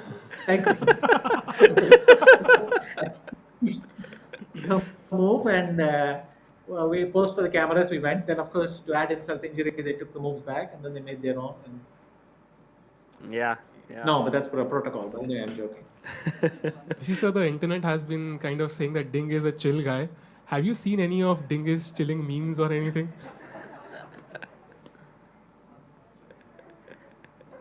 I don't know. They latch onto something. I don't know if it's true or not. He seems reasonably relaxed. I don't know him well enough to tell you if he's chilled or super hot. But this, Vishy, you did mention about him having. I mean, we mentioned about him having Waka on his shirt, and you worked with him in the Westbridge Anand Chess Academy. But we also got to know that Gukesh worked with Paddy Upton, and when I spoke to him, he said that he was contacted through OGQ and you are part of OGQ, so I believe that was also some sort of a connection from there, that Gukesh and Paddy Upton started to work together. Yes, but the thing is that Westbridge and Waka have supported Gukesh throughout. I mean, they supported all his training, all arranging these kinds of extra options for him or consultations for him and things like that. So Westbridge and Waka have been there completely. And whenever we have met over the last few months, we have spoken a lot about these things. But look, the point is we assembled a very good team, and it's working well. Amazing. Yeah, it's so much better to have someone on your side who's done this in this high pressure situation, because then you have someone guiding you. I think it's just so valuable. I think Vishy, the way in which you've been supporting the players, whether be it while playing or just by just talking to them a bit and just giving your insights, is just amazing. I think we should have a huge round of applause for Rishi here. So much of contribution. And I also know from Gukesh's parents that, of course, Aruna also guides them and so on. So it's like the entire family, Vishy, Aruna, supports Indian chess so much. So it's amazing. I think there was one more person here who wanted to ask a question. If we can give the mic.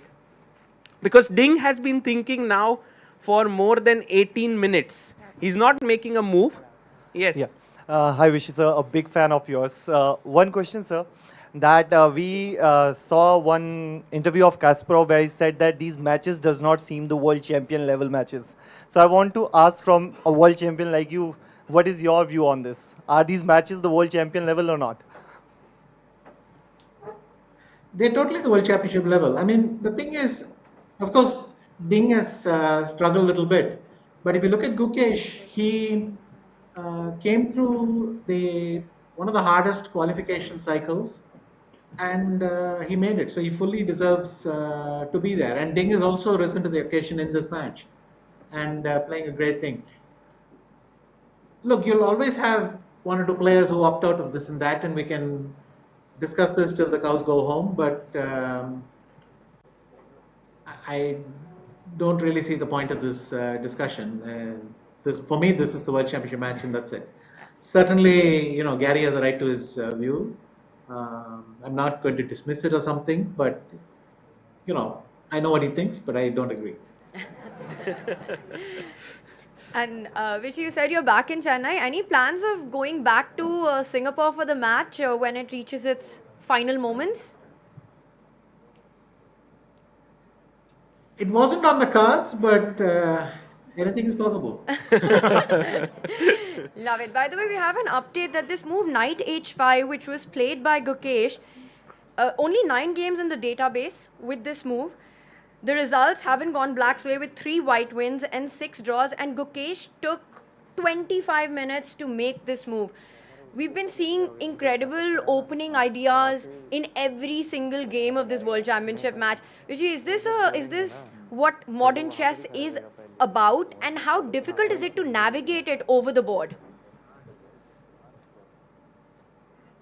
One thought is simply that they have forgotten how to play the QGD, because it hasn't been mainline theory for a while. I mean, everybody plays the London, so they haven't had to think about the QGD a lot.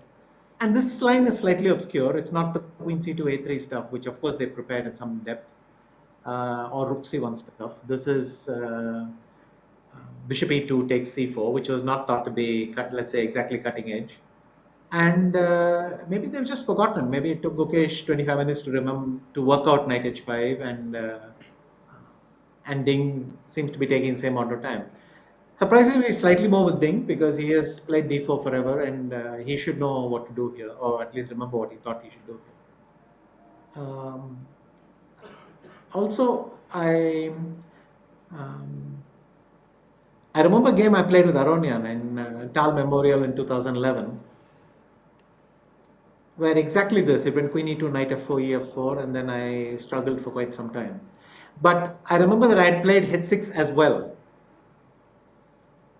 And that combines badly because whenever the knight comes to e5, I cannot play f6. g6 is weak, and there was details like that. Here it works. So if you're going to do this, then the statutory warning is don't play h6 and knight f4. Got it.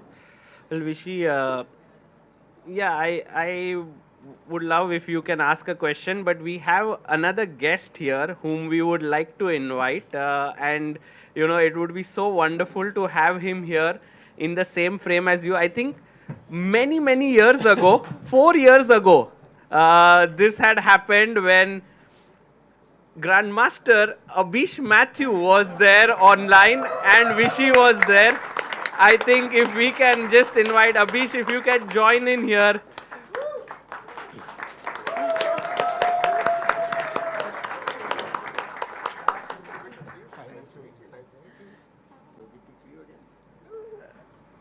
Abhish, if you remember, you had played a game with Vishy in 2020, right? It is the most memorable moment in my life. I might have children later, but that'll be the moment that'll play in my head all the time. Yes, I do remember. What an incredible game it was. You showed us how you are 50 steps ahead while I am 50 steps behind. In total, 100 steps. So I don't even get to play the game. It's good to see you again. Yeah, I think it was really wonderful. And of course, Abhish, we thought that you are no longer like following chess and all, but you are here and it's so wonderful to have you. I just wanted you and Vishy to, have this moment together and, you could, be in the same frame. I had a question. I saw so many intelligent questions that the audience was asking, and I feel like you missed out on one major question. The game has been Game. The game has been on for an hour. Yet I see the king still in the back row. I'm not understanding the strategy yet. Could you tell me why?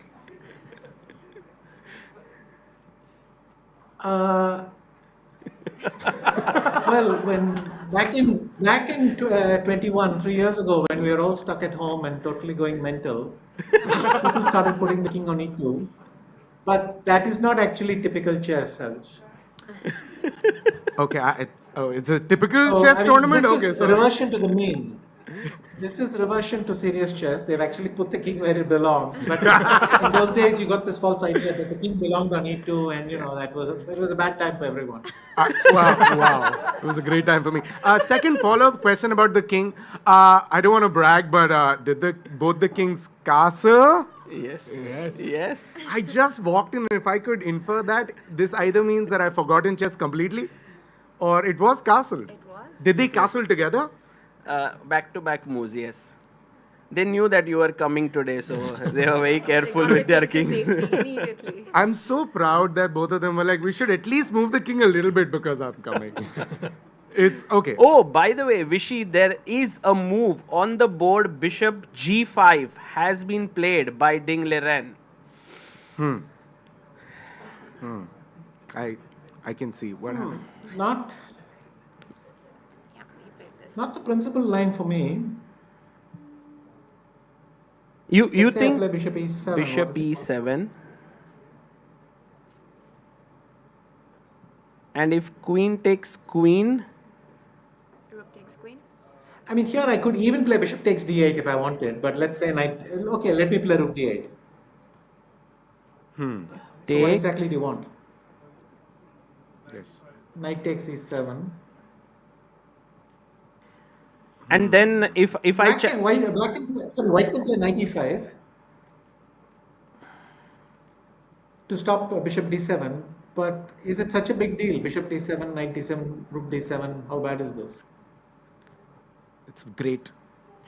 I mean, it should be just equal. So I think that's a spectacular move. I think they should do that. but Vishy, what about g4 here? Does that make any sense? Like, does g4, g5 give any small little edge?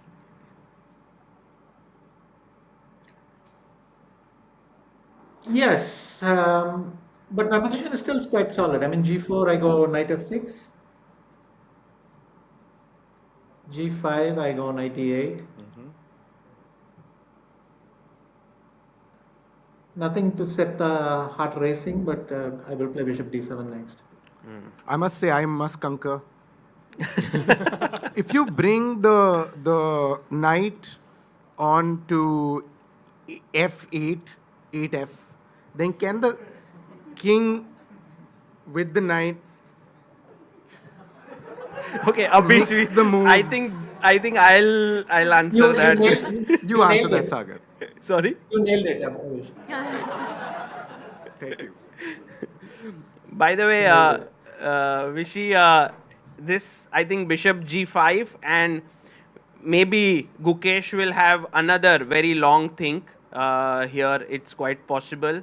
So it was amazing having you here to get your insights, to know a few things. We are very hopeful that you are able to maybe join at a later point today, tomorrow. It would be fantastic, Vishy. It was amazing. Sure, I'd love to come back if the game lies up again. That will be very interesting. Yes, thank you. Thank you you so so much. Amazing to have you. Thank you all. And it was amazing to have the 5-time world champion here. And I think, Abhish, now yes, it'll be your analysis, which will greatly diminish the accuracy. Yes. But will take the entertainment value very high. Yeah, like you will. Well, yeah. You know what? I feel offended now. I was just going to end by saying, don't worry, everyone who's watching, I'll explain in hyper detail why d7 to f6 makes sense than a g5 to A, B, C, D, G3. Ooh, we have a move, by the way, Abhish. Oh, Just as you were yes, saying, the Abhish. bishop has fallen back, and I know that's the move you had in mind as well. Exactly. The attack on the queen taken care of. To me, it really looks like the position is going to head into some trades now. And perhaps Gukesh has managed to neutralize White's first move advantage with this last move, Sagar.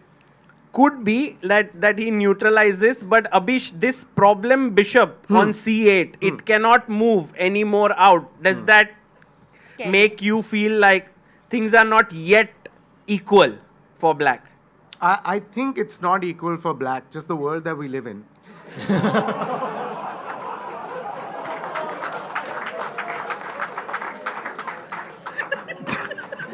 Stream private होने वाली है.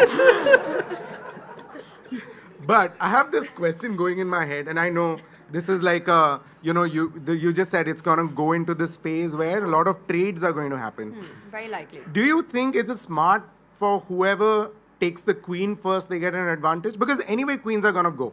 That's actually a great question, because in chess, what we learn is never trade on your opponent's terms. Always trade on your terms. So, for example, whoever blinks first here, if black was to take the queen on d1, it's white that captures the d file with the rook. So, which is why Gukesh hasn't rushed with it. If white does it, then Gukesh's rook comes on the d file. So, the tension's maintained. I hope my face makes you believe that I have understood. Oh, of course. But I know this. I think in the last one, last championship that I was part of, I kind of I learned that if you have the rook and if you have the queen in the same line, then that entire is secured and you only work towards right. Yes. Abhish, the way you think about chess is completely different. Like, it's very, very unique. How you think. Thank you. My physics teacher used to say that about me in school also. She told me to take arts, and I was like, if I'm so special in physics, then why shouldn't I stick to it? No? We're just glad you're here with us. Yeah, thank you. I haven't said hi. We haven't met. My name is Abhish. Sahil. My first name is G, last name is M. Sagar bhai, this might be a good moment to kind of confirm another participant for our upcoming COB. Yeah.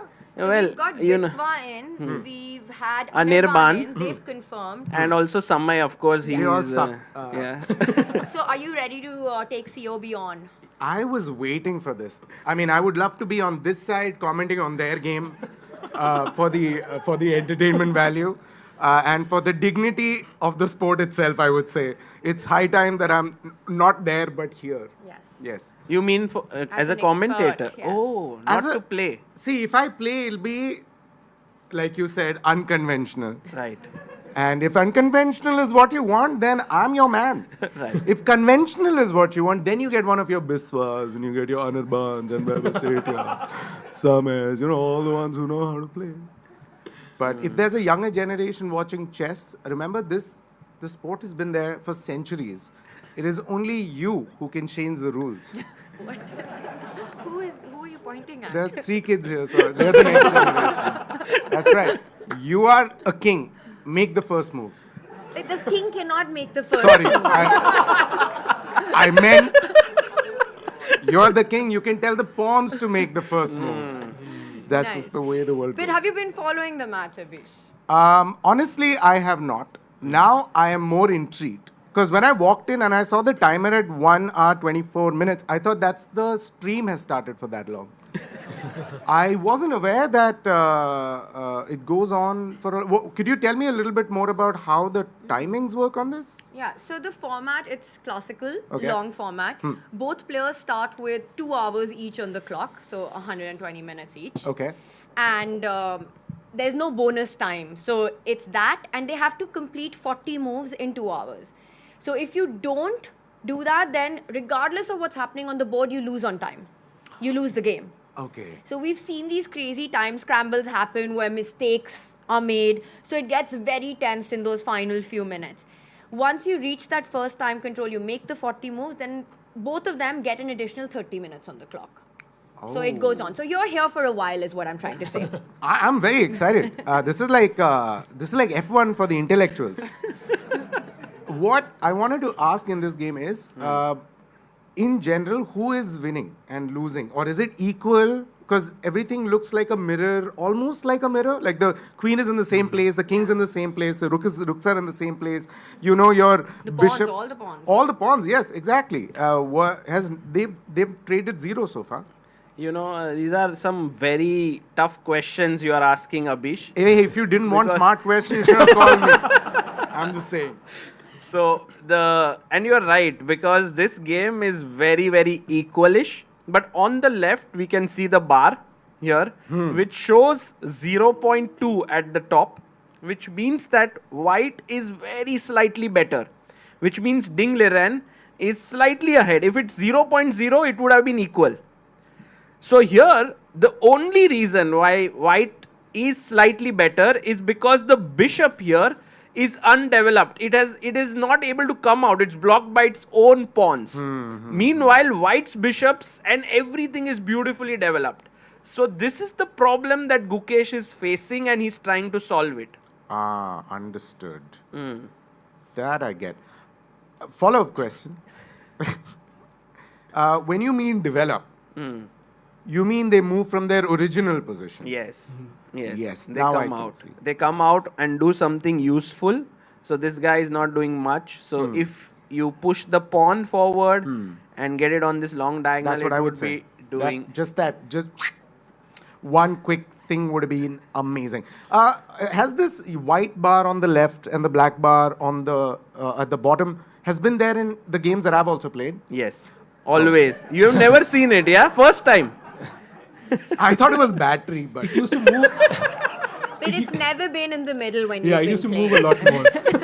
That's just how I roll, It's never in the middle when I'm playing. Your bar, like when you used to play, it used to get so tired. It used to move up and down that, it's right now very calm. Abish, by the way, looking at the body language, yes, who do you feel is more nervous? Maybe if we can go full zoom in. screen. Let's go full screen. Let's go full on screen. Get a read by Abish on the players. Abish, I think you generally are very observant of people around you, and so what's your feeling like right now? See, I can see if you look at Gukesh's right foot, at the bottom. It's shaking. Oh, very So, quickly and- noticed. But if everyone can slowly stop. Continue throw 5, 6, 7, 8, 9, 10, 11, 12. It's a long stream. 9, 12, 13, 14, 16, 17, 18, 19, 20, 21, 22, 23, 24, 25, 26. What's going on? 28, 29, 30. As you can see, it's not as fast as his heart rate. So that means he's at a calmer space. He is just double timing his heart rate, which is duk duk, duk duk, duk duk. So he's like. Duk. So he's calmer, I can definitely say. Ding, on the other hand, has his jacket. As a gentleman, he's taken off his jacket and given it to the chair because the chair was feeling cold. So I feel both of them. And why is it that Gukesh has a gaming chair? What? Hey, wait a second. This is a game of equals. So the players actually chose their own chairs. They had the option. So Ding chose the left one and Gukesh chose the gaming chair. It's like Do these you two. think that tells us something about their personalities? The fact that Gukesh went for a gaming chair and Ding has got this more conservative office chair? Conservative office chairs is where bigger decisions about the world are made. So I think it was a tough decision for Ding to take that chair, and it's because decisive moves. Gukesh has got a more relaxed. It's a game, everybody. Life is a game, We got 2 hours. We got to spend with each other. So the body language-wise, I would say Gukesh is chiller because of the ergonomic chair design, which is letting a lot of blood percolate and circulate through the body. But if you see, Ding's chair selection is adding unnecessary corporate stress. And that's why, if you have a corporate chair without an HR person, you disintegrate.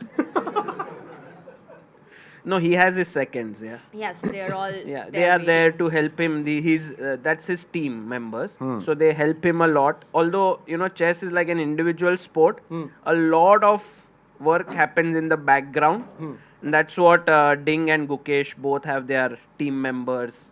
This is great. And why? Oh, hey, something Oh, happened. he played They a moved. move. We have a move. And this is one move that we hadn't E4. looked at. No. Instead of trading, we were expecting exchanges. Ding keeps the tension.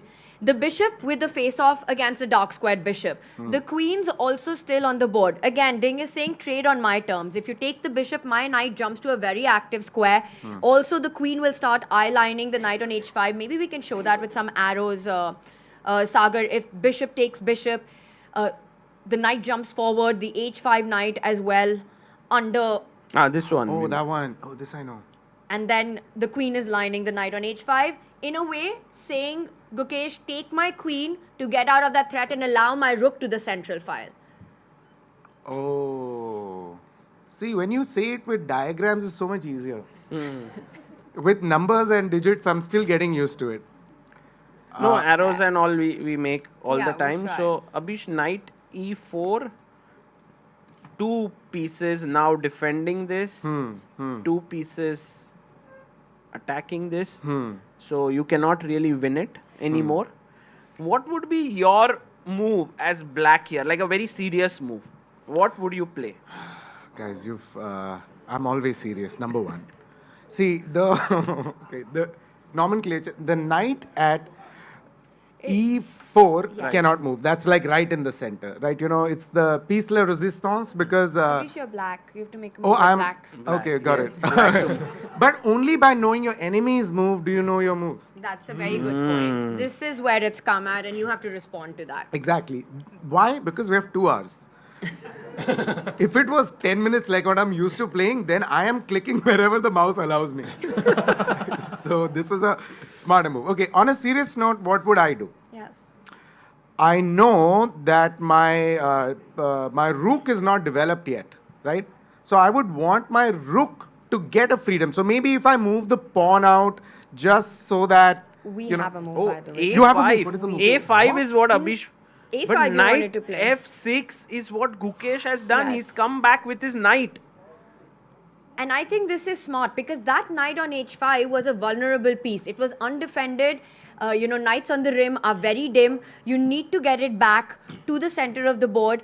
But it's also in some ways you're accepting a little bit that did I make a error by putting my knight there? What did he achieve in these last 3 moves? Because he's gone back and forth with the knight, right? Yeah, I think Gukesh is asking a question. Do you want to simplify further? Like if you take, it simplifies. But maybe what Ding might do is instead of his knight being here, he can move it back to this side to have more pieces on the attack. Maybe not the best idea though. Guys, what is a good move for black here? Yeah, very good. Very quick. At 6. At 6. I was also thinking the same. But why, Abhish? बोल दे भाई सब. मैं इधर देखता हूँ, तू मुझे बोल, उसको लगेगा. You're not mic'd. Say it loudly. Because पीछे बोलो. अरे, you say what I have to say. No. I think it's to send the very dangerous and potent bishop back. But what if the bishop goes back? What if the bishop goes back? It's g5. But yeah, the bishop gets trapped. Of course, basic, right, buddy? This reminds me of this famous story. I don't know if it happened or not. When Einstein had gone somewhere and then he was going with his driver. And then the driver said, I'll become Einstein for a day. And then the question was asked and he said, oh, this is so easy. It's so easy. Even my driver can answer it. That's true. I'm keeping an eye out on you, okay? Throughout the game if they ask me. Did they make a move? No, knight f6 is on the board. And what are they writing? The moves. Oh, you have to log your own moves? Yes. And it's for a lot of practical reasons. You remember when we were talking about the time control to see how far you are from reaching move 40? Right. So they also have the move counter written on that score sheet. So you know exactly how many moves are left and how much time you have left to make them. Sometimes you have to claim a draw because the position has happened thrice, a 3-fold repetition. So you can kind of double check on your score sheet if it's actually the case. Oh, this is move 12 then. This is move 12. For this move, 2 minutes 48 seconds a Ding has taken after knight f6. Yes, and they have to reach move 40 and this is the amount of time that they have left. And that's 2 hours in total. It's 2 hours each. Right now, Ding has an hour and 11 minutes left and Gukesh has an hour and 22 minutes left. So Gukesh ahead on the time a little bit. I can still see that the white bar says 0.2. I just want to tell the viewers that basically means that the advantage is on the player that's playing with a white team. Pieces. Pieces. Absolutely. Right. Hey, you might call them pieces. They are real to me. You know, when I'm playing, I don't think we have met. I wanted to tell you just a strategy that like Sagar and I discovered. I play chess with a vengeance. That means that if someone takes my rook, then I'm like, "Kaise liya tune?" Then everybody will descend on, even if it's a pawn. Yeah. And I lead from the front. So that kind of strategy has always gotten me nowhere. I do not recommend you use that. Listen to the professionals. But you know, I think you have a deeper point there because the pieces need to work as a team. If you've got all 16 pieces, including the pawns, doing different things on the board, you're clearly not doing well on the board. So actually the pieces have to coordinate, like we see the 2 knights in the center defending that white bishop. Like we see Gukesh saying, I want my knight to come back to coordinate with the bishop and the queen that's behind it. So petition to call pieces team. They're a family anyways, right? So I can't believe I made you agree with something I said. Save yourself, have some dignity. But thank you. I was trying to help you, I Abhish. appreciate it. Also, I've been seeing this body language, but Ding has been looking every now and then. See, is that a popular intimidation move, or is that like I think that's what Ding is doing throughout the match, and Gukesh doesn't do it. So this is something where maybe he does it every few seconds. It's because Gukesh has the more comfortable chair. So he's like, should have gone for the gaming chair. But you know, often in chess, it is intimidation tactics if you look your opponent in the eye and hold that stare for a little bit. You see top players do that a lot, you know, a few seconds of stare off. But I think here we just see Ding give these nervous glances and then look back at the board. So not much of a stare-off we get because Gukesh keeps avoiding that completely, sometimes with his hand on his head or just not looking up at Ding at all. Sagar, we have a red flag actually from Rakesh that we are still following a game where white won. And that was apparently Melkumian versus Saric. Oh, two very strong grandmasters. Wow. So they have been in this position, and after 8-6, bishop takes knight was played in that game. Yeah. Why don't they do that here? Yeah, in this position, bishop 6 was played actually. Yeah. Oh, after knight f6. Immediately here, bishop takes knight happens. So Ding's move, how aware is he of that game? I'm not sure because he's taken a lot of time. So it's safe to say that the players are out of their preparation now. Actually, just to add here, if you take with the bishop knight and then the bishop takes back, somehow the white's knight is now unchallenged. It is very well placed in the center. And if we put our queen here, let's say queen c2, and try to get rook into the center, the knight jumping in, it does start looking a little bit nice for white, no? Like white looks much more comfortable. It's such a decision to give up your bishop pair as well. So once you do that, when you take that knight and give up the dark squared bishop, you have to go quickly with the initiative. I really like the idea. And I think that will create our first imbalance of today, if bishop takes knight does happen. Also, after queen c2, if we have that position on the board, Sagar, bishop takes knight, bishop takes bishop, queen c2, notice how suddenly, oh, by the way, he takes with the knight. So no bishop takes knight on the board. Knight takes knight. But this means Ding is again taking a sort of a cautious approach where he's trading more pieces than necessary, not creating a fighting imbalance. It's a check, right? It is a It check. is a Do you check. have a okay, before you were saved by Gukesh, I was going to ask you, do you move your king here? Yeah, of course. Oh, but he also takes the queen. Oh. Wow. I guess, guys, I am pretty sure. Take it. We are heading into a very equal endgame. I am very glad you said equal. no D word, yeah. Which one? D-R-A. Oh, draw. Yes. No, I mean, I could have also said that this would end in a draw, but there's still some play left. Like, let's say, Abhish, you take this with the rook. Okay, I'll take it. And then the bishop takes here. The pawn takes back. And we reach this position where it looks so equal. Like two knights aside, two bishops, two rooks. The only imbalance is that black is undeveloped. If white can take advantage of that. But it is impossible, right? If you do this, I just bring my bishop out. I think there's another big disadvantage here for the white team. But for the black there is that now the king was completely open to move. This one, right. Oh. In the previous one, your king is still blocked. So, I mean... So you are saying like here, the king... all the way. The pawn. That sounds more like a knight, by the way. By the way, yesterday somebody sent us 16 kg of sweets from somebody from the chat. Yesterday or today? Yesterday or day before yesterday, I think. Oh, thank they said you. 2 days back. Acha, 2 days It back. arrived today. Arrived 2 days back, yeah.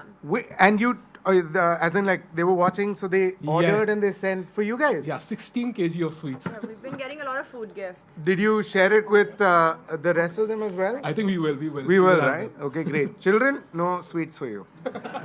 This requires attention, only black coffee. By the way, while we are talking here, oops, and I've just, I have. Oh, thank you so much, Abhish. We have a guest in our midst right now. I hope he's here because I saw him over there. He is a grandmaster who has been the coach of the Indian team and has helped India to win gold medal. This time, in fact, Tanya was in the same team. So let's give a huge round of applause Grandmaster Abhijit to Quinte. Grandmaster Abhijit. Where is he? He's there. Abhijit, if you would like to join for a few minutes. I will leave this for a more... No. You can be here maybe for a few minutes. It would be very cool to... No, please. No, you please. out of all the people, I should be standing. No, you should be here. Oh, I should be here. Okay. I'm getting nervous. Guys, a huge round of applause for Abhijit Kunte, India's fourth Grandmaster and also Pune's first, and now a very, very amazing trainer, winner of the Dhyan Chand Award, and a big asset to the Indian chess community.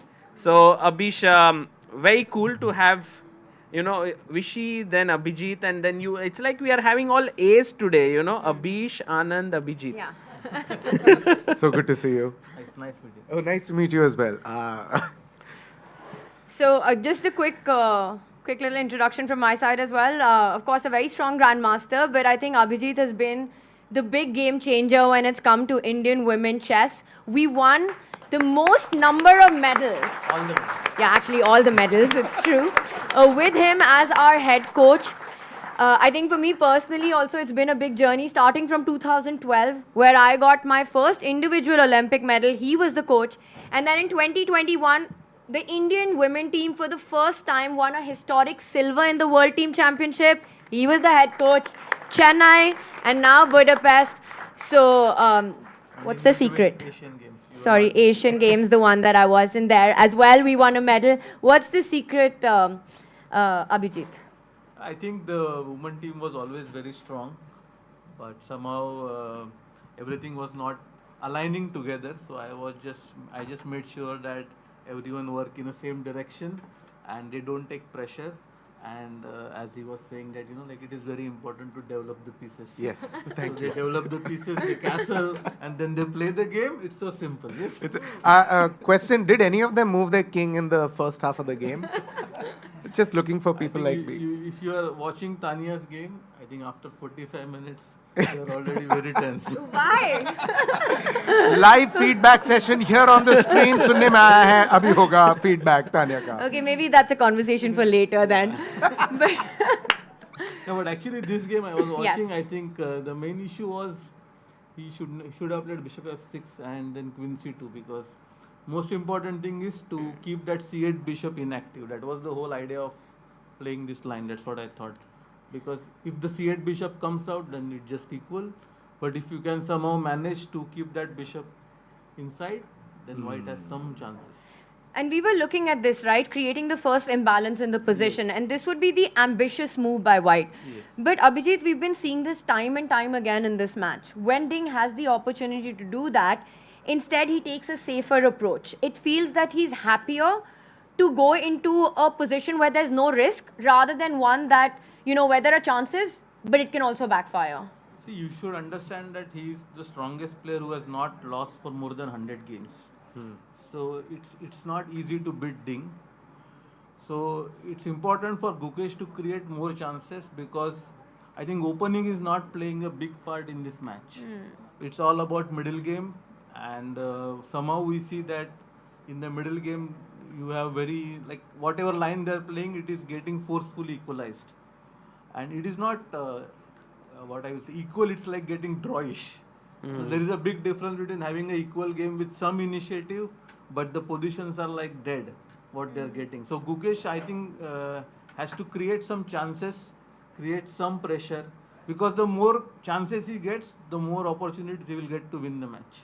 And do you think that could be part of Ding's strategy that, equalize If it? I am Ding, I will just try to draw all the games. And let Gukesh come at you. Yes, Gukesh come at me, and that is where I get chances. Yeah, because if you see his game in Olympiad, he was there also. He was not trying anything, and more importantly, he was very tense when he's playing. So you have to put him in that situation more often. The more often he gets into that situation, there is a big chance that he will crack. And Abhish, you know that there are 14 games. So this is the 10th one. And if the score ends at 7-7, then they go into a rapid format, which is much closer to the time controls that we saw in COB. It's 25 minutes each. And there they say that Ding is a small favorite over Gukesh because he can play better chess in a shorter format. So perhaps that's why Abhijit says, if it's in Ding's control, he will draw all the games that are left and then go into that format. So 11 and all of them are 2 hours? 14. 14 games. All of them 2 hours? 2 hours each. 2 hours each. So is that why chess GMs, everybody starts so young? Yes, because I think that's the main reason why they put them into chess, because their parents want children to sit at one place. No, that's the story. Like, that's how I started playing chess. Just to put you in one place.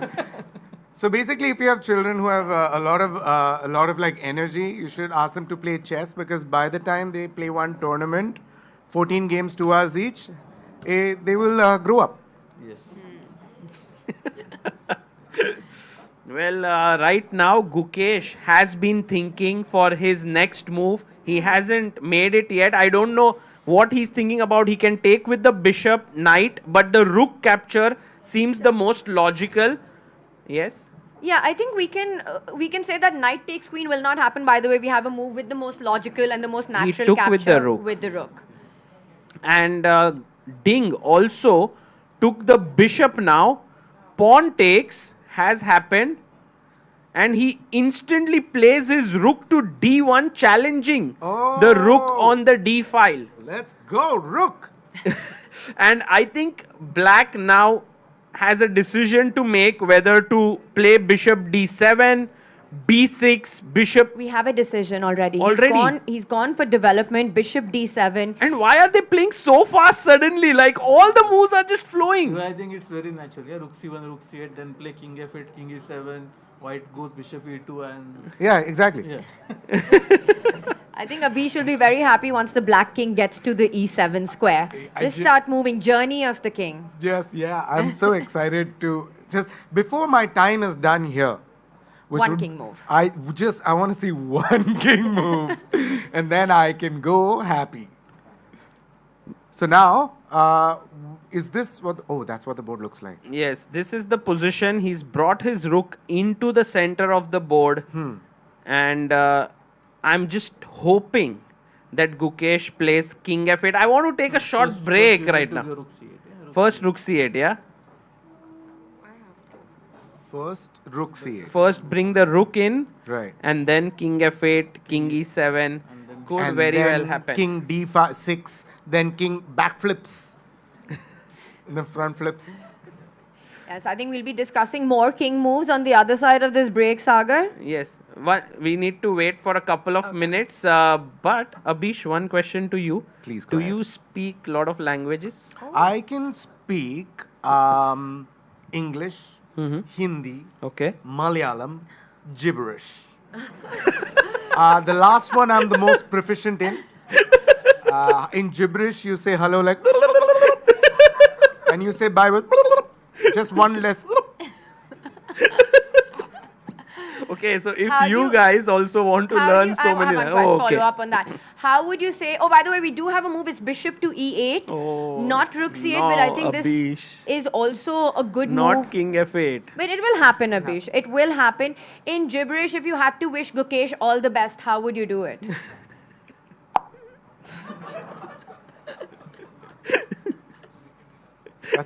That's a very small. That's all the best, Godspeed, and best of luck put together. Now everyone say it together, but you have to say it like you mean it. No, Okay, we should say all the best, or we should, yeah. All three of them in gibberish go. Wonderful. Okay. It's amazing. Gukesh. Oh, I couldn't get He has it. left. On that note. He's left. On that note, we'll also take a short break and see you all on the other side. Thank you. Thank you.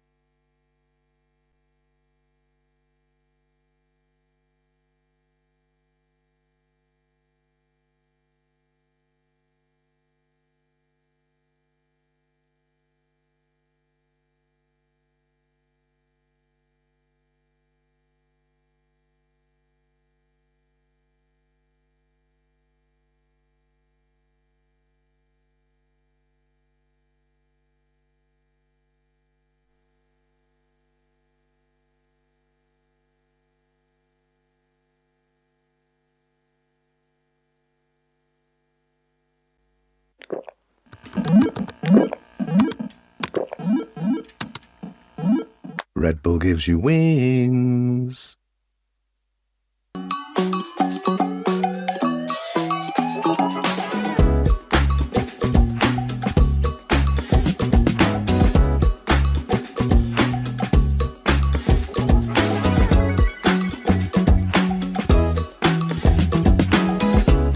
Hola.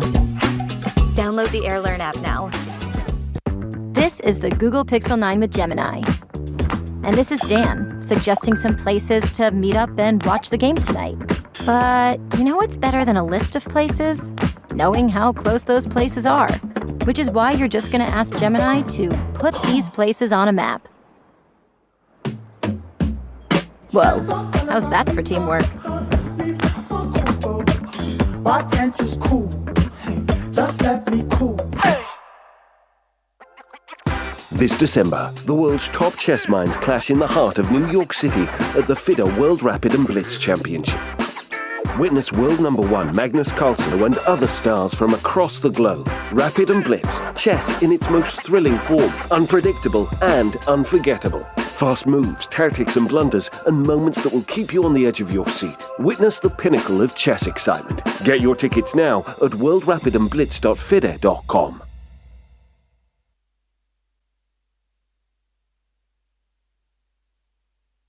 Are you struggling to get better at chess? A Chess.com premium membership is here to help. Train with unlimited tactics to become a strong chess player. With puzzles of all levels, you'll beat all your friends. Our library of interactive chess lessons will improve all parts of your game. Just like a friend who has your back, the computer analysis feature will give you feedback on every move you play. All of this and much more. Only, I think, 5,000 rupees a month or something? No, plans are affordable for all, along with a 1-month free trial, so that you can take your game to the next level. Upgrade to Diamond now, because Chess.com is best. Yeah, for a second. Welcome back, everyone. That was a wonderful little Chess.com video we had here with Abhish shouting like, I need the membership. And so if any of you here want to go premium, then you have 1 month free premium membership. It's in the pinned message. It's absolutely free. You can click on any of the links. There is a link of Tanya, Samay and ChessBase India. You can click on any of them and upgrade. It's a whole month free that you get to try all the very cool features that are there. My favorite is the game analysis mode, where right after you see how many brilliancies you've made, how many mistakes you've made. So it's a great tool to improve. Abhish, how's your chess.com journey been so far? So far, it's been an incredible journey. I have... How many games? How many games? You know, at the stage level that I'm at, I don't remember them as games, as stories. Only the best one turns out. But the best part is that every time I come back and I want to play, I'm reminded of the last game that I played, and that was COB finals. Not the finals, like for me it was the finals. Like elimination round is technically finals for me. But then when I keep coming back and checking it, I always see other people's scores are getting better, but mine remains the same because I believe in fixed deposits. And I just keep it locked till the time the next COB happens. Then you get to see the journey from that, from that to this. I one day found out I had a diamond and a term GM added, which I did not add. I wanted to clarify that. Who did it? I think that must be our special Rakesh bhai. Oh, Rakesh You bhai. did it. You made me...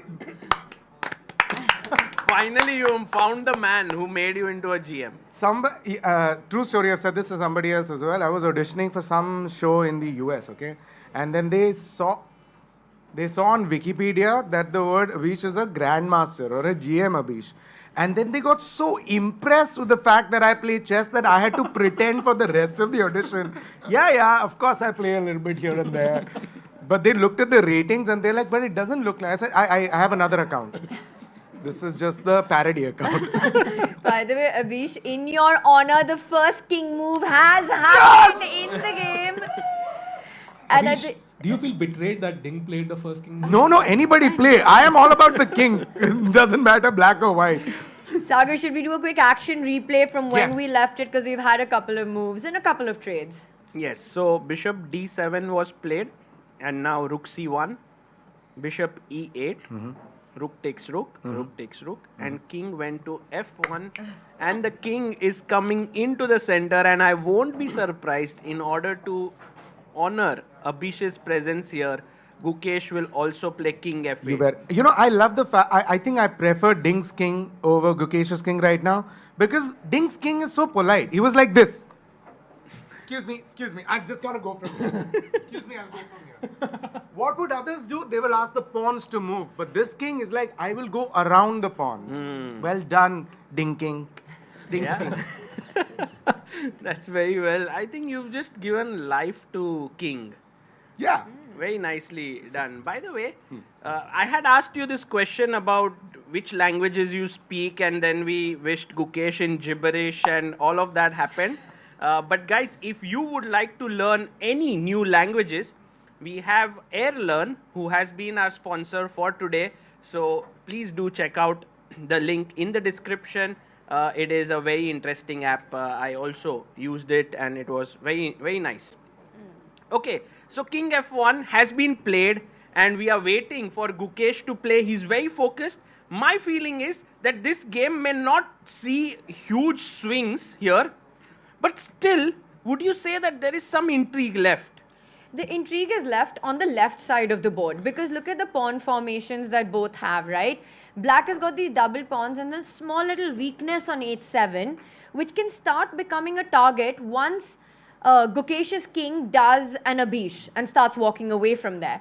So there is something to play for, and I think, for example, if Magnus was playing with the white pieces, I think we're looking at another 40 moves being played here, with him trying to combine ideas along that h7 pawn and maybe push somewhere, Sagar, the b pawn ahead, a3, b4, try to dislodge that knight from c6 and enter with your own rook to the 7th rank.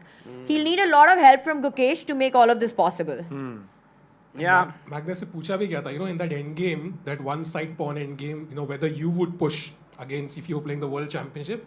He was like, if I was playing somebody weaker, for sure, I'm going to play that end game. This is like much more complex. And everyone's weaker than Magnus, so he would play it against everyone. At what stage does the end game start? Like, for me, when I'm playing, it's end game from get-go. Look at the last move. King G7. Wow. Forward. It's happening. It's happening. It's happening. Believe in the power of manifestation. Whatever you want will come true. I couldn't believe that I was invited to be here and the kings would move right when I was here. That's, it means a lot to me. I don't know for you guys. Because No, if You're in right. general you would come at this time, it would be still like early open, like middle game. And generally kings wouldn't move. Really, it's weird coincidence. I'm telling you, I bring the end game with me. This is a very smart choice by Gukesh. I want to say, we were talking about how if the king moved towards the right side, that h7 pawn will be weak. So he's kept the king close to the only weakness. And I think there's a possibility that we might see this f pawn move one step ahead, vacating a path for the king to go forward towards the center of the board. It also comes with the idea that you are restricting your opponent's bishops by placing your pawn in this kind of a triangular setup of f5, e6 and f7. Why not move the c6 knight? Okay, sorry. Oh yeah, to d4 to tempt the knight at f3 to take that knight, so that your castle, can take. But there's this pawn, Abhish. Rook. That's a rook. Yeah, that's a rook. But there's this pawn which is here. So if you put your knight here, it would just hang for free. Because there's also a pawn, so it's like double protected. See, that's why I should take premium membership to what you said, to learn. There's 1 month free, by the way. It's 1 month free. Access code GM Abhish Matthew. We actually offered 1 week free, but chat खुश नहीं हुई, तो अब जाके Mogambo hopefully खुश होगा. Okay. But I think what Abhish did mention is interesting if you put your knight here on e5, because then you could trade it this way. I'm actually wondering if Ding wants to push his pawn to g4 to limit these pawns cannot move ahead easily, and this could be a clamping move. So there can be certain possibilities still to keep fighting for very little.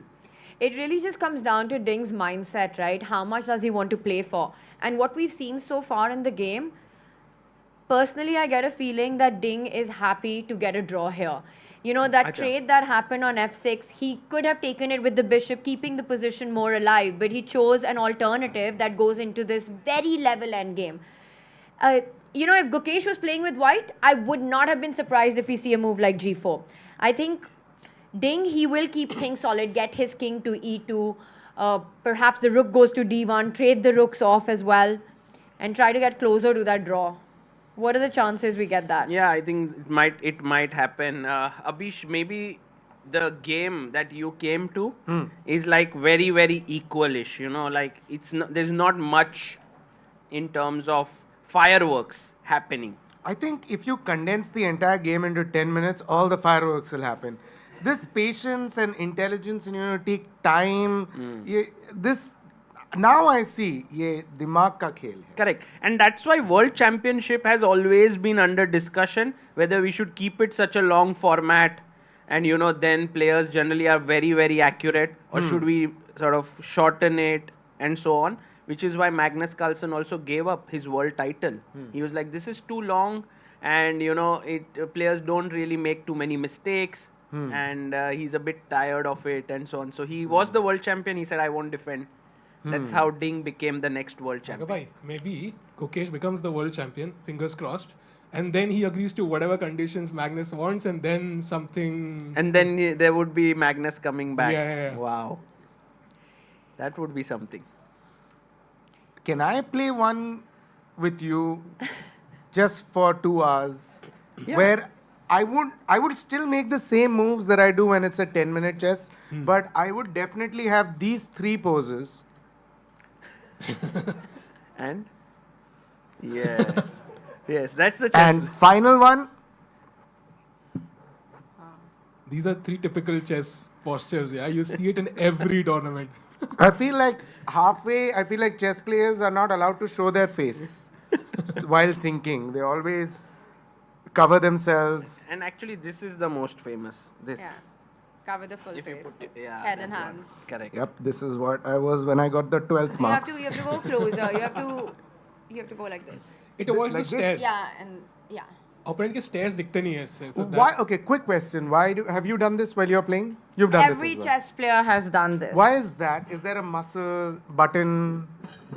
It's sort of like that tunnel vision you get, right? You've seen those sort of visors that horses wear to block out everything around them. Yeah. So this is our visor. Then why not just wear a visor when the stakes are so high? Use your hands to move, take notes, wear a visor. I would do that. I would come wearing a visor and just like this. Believed. No one plays with me for a reason, I feel. But yeah, chess Oh, players... we have a move, by the way. So king g7, a3 happened, and perhaps Ding is looking at the idea of displacing that knight on c6, the b pawn marching forward, and asking some questions. Because if Ding manages to get the rook from c1 to the 7th rank, there are pawns that will be attacked. It's the sort of position where I feel if anyone can perhaps have a slight pull, given the pawn formation, the doubled f pawns, the slightly more active white bishop, perhaps Ding has just that tiny bit more push here, Sahil. I think it's just his feeling of going for it that's what's lacking, I feel. Correct. Like the fact that he's not been going for it even in this game. He took on f6 in the most logical way, exchanged pieces. I think looking at Ding, he's probably going to hope to play king e2, rook d1, exchange rooks, maybe knight e5, knight takes, pawn takes, and that looks like the most likely trajectory here. So here what will Gukesh play is the question. Will he go and trade the knights? And then we have even less pieces on the board. But because the knight was defending this square, now the rook threatens to enter. So king e2. King comes up. And maybe I was thinking if we can pin here. Oh, they moved. Yeah, we do have a move, by the way. He's played f5. Do you think Gukesh will go a little bit ambitious? I mean, this is very weird to even say this, because there are so few pieces and he should be very happy with a draw. But then again in this match, every time Ding wanted a draw, Gukesh was like, I want to fight. Today it might be not a wise idea, but he might do it. And I loved what Wishy said, right? It's in equal parts admirable, but also really shocking in the moments that he's taken that decision. So I feel that here, it is very similar, the storyline. That can Black actually have some advantage to play for? White's pawn structure is so healthy. There are no weaknesses in Ding's camp, no targets to be made. I would be very surprised if Gukesh starts pushing. If we see moves like King F6, E5, E4 on the board. But who knows, it's Gukesh. He keeps surprising us. Yeah, he's, he has this youthful ambition. He's playing his first World Championship match. He's just 18 years old. And he's always trying to push. When the tournament started, to now he's become 18 because it takes that long. Each match. Actually, Abhish, when he qualified for the World Championship, he was 17. So he became the youngest ever winner of the candidates. And he did it at 17. It was unreal. By the way, the King March continues. Wow. Oh, yeah. But not King E2. No, King it's an E1. But why King E2? Because King is number 1, yo. But King E1. I'm a bit surprised. You generally want to come ahead, right? If Knight A5, the bishop goes back to E2. That's a very nice point. Yeah, exactly. What we were discussing before you sat there. Yeah. So if King E2, then Knight A5. And maybe if you go back, Bishop B5 check. A check. And then the king might not be in the best possible position. So that's why went King E1. And look at Gukesh. King moves. It's like... Listen, I don't know pinch me if I'm dreaming. I can't believe the World Championship. Actually, I'm here. I'm seeing the kings move. It's great. Okay. King F6. But I want to point out a big difference of when you move your king and when they're moving their king, Abhish. Wow. Whose side are you on? Theirs, of course. Tell me one difference. So this is the end game, right? And when the pieces have been traded off the board, that's really when you want your king to be a piece. The king needs to join the army, needs to join the playground and sort of start controlling squares because there are few of them left. I've noticed in your game, on the other hand, it's the first piece to be developed. That's because I am not a coward. My king is strong. My king moves first. It's not the game that matters. It's not about who wins or loses. It's about how many lives does the king take on the way. Amazing. It's called a kingdom and not a pawndom or a rookdom. Knightdom? Knightdom is a word. So right now, white to move, thinking about what to do here. Is he going to trade rooks? Will he go rook d1? Because that for me is a draw offer. You need to keep your rook alive to create that chance on the 7th rank on the c file. Push the b pawn ahead. Start displacing the black knight. This will tell us how ambitious I think Ding is feeling right now. Tanya, he will play the rook. And then, you know what Gukesh will do, guys? No what chance. Will Gukesh do? I think he will trade. No, he won't. If he trades, that's a draw. That's a draw. But he will be like, I'll keep the rooks and he will continue fighting. No, I don't No, think. he will. Sure. He will. This is bound to happen. Wow. And I want to also point out, I'm sorry, if rook c8, rook c1 is not going to be a repetition because now notice how the rooks are lined up and suddenly... Okay, let's ask everyone. The white has gone low. The battery has gone low. Black will play. Yes. Knight Well done, A5. Abhish. Absolutely. I know you were thinking about this. Thank you. Okay, Abhish, one small question. Yeah. Yes. B3. The bishop is defended. Okay. Pawn is defending it. I can't take it right now. But there is a pin here. What is the best move for black to attack this bishop? You take the black, you press Alt F4.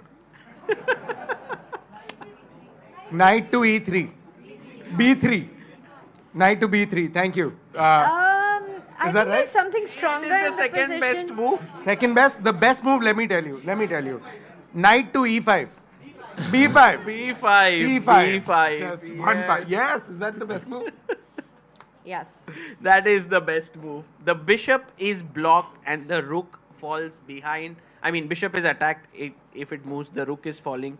So this would not work. I am actually quite interested in these mind games right now because if Ding wants to trade and Gukesh doesn't want to trade, we will see another game that will go down like many moves before it ends in a draw perhaps. Absolutely. Yes, Well, Babis. I have a question about the draw thing. Now, every time I have played, it automatically says it's drawn. He Something comes is back with the he bishop. comes back. Bishop comes back. So he's lining up for this b4, b5, Sahil. Yeah, and I think he might even reroute the bishop to f3 on some good day, and then the knight cannot move. So Ding is right now playing. Yeah, he did not exchange rooks. That's interesting. I believe that he also didn't play rook d1 because he knows Gukesh, who would then go on to play rook c8. And notice how the d file is absolutely pointless for white because the bishop on e8 guards the d7 square. So the rook where it stands is actually at its best spot for Ding. Yeah. Question about the draw. Yes. How would this, right now what's happening on the board, become a draw? So for example, let's say pieces get traded. Let's just imagine I make a move. Yeah. You go with the rook. I trade. Yes. Then even the knights, for example, just making a few more moves. Yep, just the moves I do.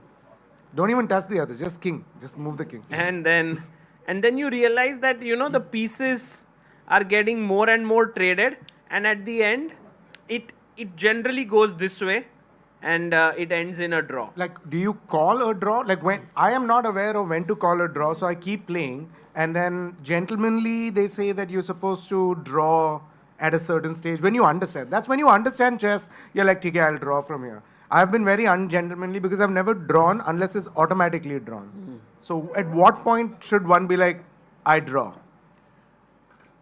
Well, yes. Tanya, you will have the best perspective. It has to be we draw and not I draw usually. So that's the other thing. But if there's, for example, a position where the players keep shuffling the same move 3 times, so then that's an official draw. Sometimes players look at each other, have a little eye contact and say, I offer you a draw, and the other person accepts it. Or can decline it. But if they here would there's feel a like. rule of 40 moves. So Yes. till 40 moves, no one can offer a draw.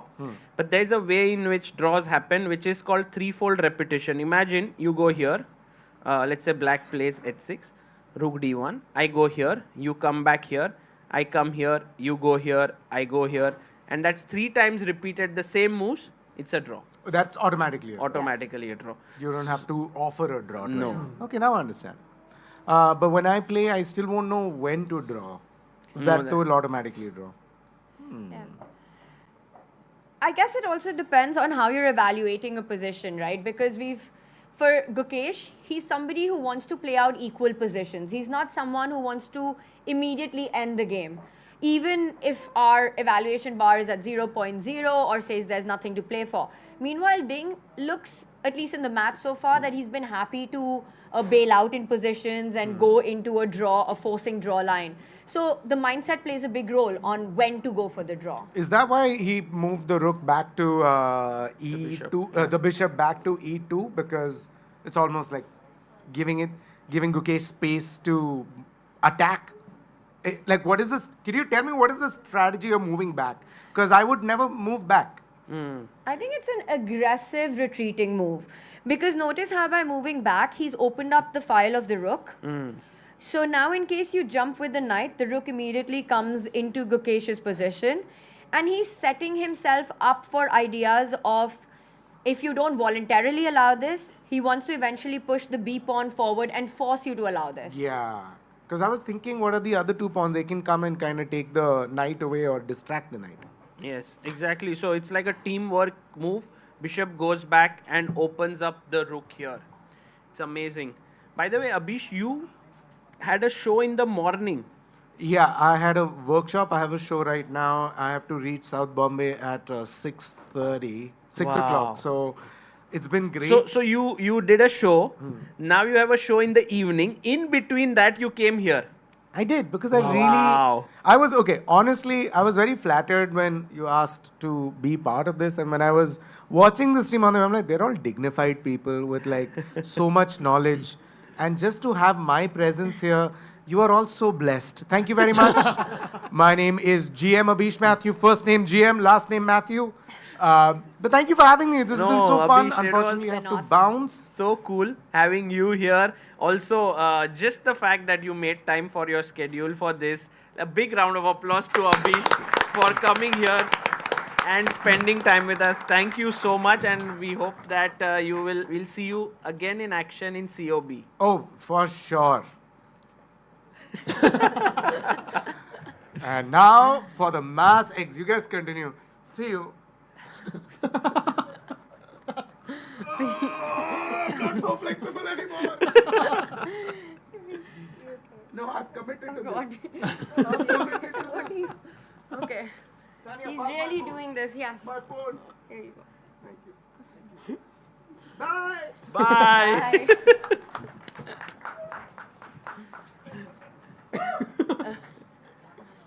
We have multiple camera angles, so people will see Abhish. We got this, Abhish. Thanks. A huge round of applause for Abhish. Thank you so much. Full Masti. Yeah, that was amazing. And you got the king moves. Yeah, so many king moves. I think it wouldn't have happened, in any other game until now at this point. So we would be in some middle game where the king it was has a very big coincidence that we had Abhish here and also the king moves. So it was fascinating. And thank you so much, Abhish, for doing this. I think we have such a vibrant community of chess players and also chess loving stand-up comedians. And it's so nice that everyone's coming together to root for Gukesh, to support him. And I think that's amazing. And they genuinely love chess. Yeah, all of them have like tens of thousands of games on chess.com. It's not like, they play more than like, top players sometimes. It's insane. Yeah, absolutely.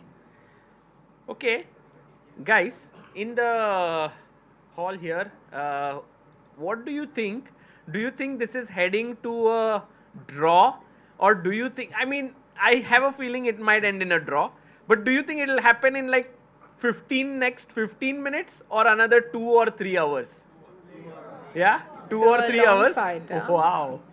Okay, this is really a big question to me because I don't know if Ding would be that keen on fighting in this position, but maybe it could be that today he wants to fight. Gukesh definitely might want to fight. With white, it's a risk-free position, and you can play this on for as long as you are ambitious. So it really, again, just depends on what Ding is feeling about the match. Does he want to draw? Is he happy to have a long fight? For Gukesh, again, no targets in the position. He has to just keep playing a bit of a more defensive approach in this one. Not something that he particularly enjoys. No 40 move draw first possible. And that's what, still 18 moves to make. So I agree with our audience, Agar. I think we are in for a bit longer. Even though the position looks dry, there's a little bit to play for white here. And it's good news that our audience, all of them here, have had some refreshment, some refueling, because it's going to be perhaps a long day. A big shout out to Group E4 for, supporting this endeavor with food boxes here. And it's an initiative by all these wonderful people on your screen. Vishy Anand there, he was part of our stream today. Satya Prabhakar, Aruna Anand, Ramesh, Aarti, and they are empowering Indian chess with so many families and firms coming together and contributing towards young talents. Looking at the position, what do you think Vishy is thinking about the way the game's gone so far? I believe that for Vishy, maybe this is also interesting. I'm sure that he also thinks it's going to end in a draw. Yeah. But I think we all are curious, perhaps him as well, whether it'll happen like just in a simple way or it'll be like something where, Gukesh will fight, He'll start pushing his pawns forward. Maybe e5, e4 is on the cards. Maybe Ding will start pushing his pawns b4, b5. We don't know. Can we admire एक बार like World Championship चल रही है? We have Vishy sir himself joining our stream. Magnus recap कर रहा है, like Hikaru recap कर रहा है, like क्या ही अलग ही ज़माना है ना, technology कहाँ लेके आ गई game को? Exactly. I think when I was following the World Championships before, it would be not so easy to see it. Like maybe in 2008, when Vishy was playing his World Championship matches. In fact, when he played it in India, in Chennai, we could all follow it on Doordarshan. That was when Tanya was commentating along with Lawrence Trent. We had RB Ramesh. Susan Polgar was also one of the commentators. That was, I think, the first time that chess came on television for such long hours, right, in India? Yes, absolutely. And yeah, it was an epic match and a big one for chess history. You know, we got a new world champion that year, and Magnus went on to dominate the chess world. And well, still he is the world #1, but he walked away from the world championship in 2020 after winning the 21 match. And here we are. I mean, what a moment, right? Like you said, to be in chess, you've got these amazing, incredible players breaking down the action. We've got access to them, their thoughts, and also to have an 18-year-old fight for the title. I mean, this is the Mount Everest of chess. This is the peak. This is where everyone wants to get to. And it just shows how much chess has evolved to have the youngest ever challenger. And Sagar, if you had to point out one reason for why chess has gotten so young, what would you say that would be? I think it's just the technological developments that have happened. Somehow the playing field has evened out so much because of all the information that's available. If someone truly loves chess and wants to work on it, you have all the resources with you. We have knight e7, by the way. Knight e7 played, and you know, guys, if the rook swings in here, there is a very nice move for black. Can you guess it? What should black play? Bishop c6. Okay, here's another follow-up question. My rook is almost trapped. I want to get it out with b4, b5. Why is this a blunder? Black to play and win. Fantastic. Yes. Well, I have one more follow-up question after this. Knight d5, greatly spotted. Just go back one move. So the the rook is trapped. Black needs one move to get to the rook. If you're playing with white, what do you play here? Okay, that's a good move, but maybe something... I'm sure Tanya has something else on her mind. Yes? Instead of bishop c4? I actually liked the other idea that was suggested. Which I was thinking about knight d4 here. Knight and d4. Wondering if we can give up the g2 pawn and go f3, but maybe what the other suggestion also makes a lot of sense. Bishop g2 and f3, yes. And bishop c4 makes a lot of sense, stopping knight d5. But there's also a very curious move, Tanya, which is knight e5. Wow. Because if you take this knight, I take your knight. And if you take now the pawn here, then all of a sudden, check. King has to move, let's say king g7. And now already this knight is a bit loose. I can play f3, trying to trap this bishop. Yeah. This pawn is hanging. Could get nasty. Could get tricky. So rook c7 actually invites bishop c6. And then suddenly we see these crazy ideas. You know, there are resources to challenge them, but they make the position very different from what we've been talking about. Suddenly it goes into the tactical zone from a strategic zone. I agree, but I doubt if Ding will enter to c7. Yeah. He won't play it, which means that then Gukesh can place his bishop here on the long diagonal. Because you go rook c7 and you really get a feeling as a chess player that you're entering the lion's den. And there might be no return from there. I agree. So you have to be very careful about making moves like rook c7 and getting your rook entrapped there. I also wonder if Gukesh wants to go rook c8 himself and offer a trade of the two rooks. Rook c8. I don't think that's a very Gukesh-like move, but true, the rook is entering in here, and Gukesh might also want to just trade and move towards equality. What move? B4. B4. That's the one even I was thinking about.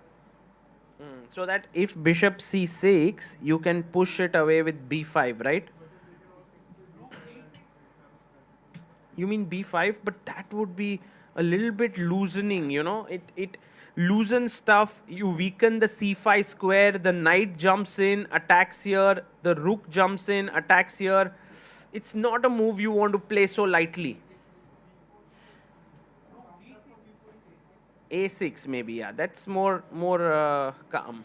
I just want to add a little point here. When you're playing an endgame with 2 bishops on the board, here the light squared bishop, one general piece of advice is don't fix your own pawns on the same square, the same color as the bishop. In this case, it would be the b5 square. We do have a move, and this, I think, also demonstrates the point I was trying to make. He plays g3. So notice how Ding has put all the pawns on the dark squares, because this is where the black bishop, the bishop on e8, cannot target them. So a move like b5, which was suggested, you have to be very careful, because then white gets a lifelong pressure point to attack with his own bishop. Right. And also g2 pawn up hanging nahi hai, so any variation with knight d4 or whatever like that is improved now, so Gukesh should do something right about now. Yes, and I think now rook c8 looks like the most prudent move. Play the rook, trade the rooks, and move towards equality. I like it when Saga says equality, never says draw. I love that. You know, we've been talking about draws many times, and then the draw does not happen because Gukesh wants to fight. So I mean, on one hand, it's very clear that white has no reasons to worry. In fact, if someone would be slightly better, it's white. But also we know that Ding is not someone who's very ambitious here.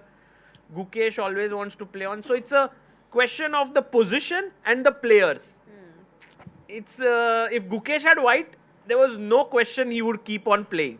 Also, we've had 2 incredibly different games here, right? Compared to game 7 and 8, which were absolute fireworks on the board. It was such tensed battles, both those games, and extremely exhausting for the players. And then game 9 was a very balanced draw, and this one as well, extremely balanced, right? Extremely in that equal territory throughout. And I wonder if this is the play out of the fact that we are reaching that final stretch, the end stretch. We are approaching those last few final games, that we are seeing far less risks being taken by the players. Right, right. December 7th today. By December 13th, we will have possibly a new world champion. We are just days away now. 6 days away. Yeah. We all were thinking if, on December 11th, we would get the champion, then, it's Vishy's birthday. So it's a very nice day. But I have a feeling it won't happen on December 11th because the match is so even. And December 12th is the final Classical game. Final classical game. And if it remains tie, then we go into playoffs with faster time controls, all done on December 13th to crown the world champion. But, Sagar, to your point, it wasn't just sort of about December, of course, a huge thing if it would have gotten over earlier. But I think that was the mindset of generally the chess world. I think few expected this match to even reach game 14. A lot thought that Gukesh would be able to get the lead earlier on, coming from the year that he had had. I mean, the expectations that he had set, the bar he had set for himself was so incredibly high. And on the other hand, the absolute opposite year that Ding was coming from. True. So it's been a very surprising play out of the match so far. And I'm really hoping that when Gukesh prepared for the World Championship, like the rapid section was an important part of his preparation, because it is like after this game only 4 games to go now with 2 whites, 2 blacks, and so we've had like 6-7 draws in a row. I feel Gukesh will take his chances with white though. He will try.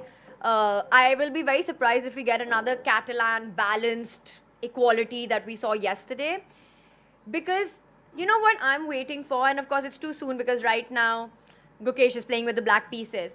But I have a feeling that we will see the French one more time. We will see Gukesh come in with e4 when the team is very possible. When the team is ready to face the French with a new idea.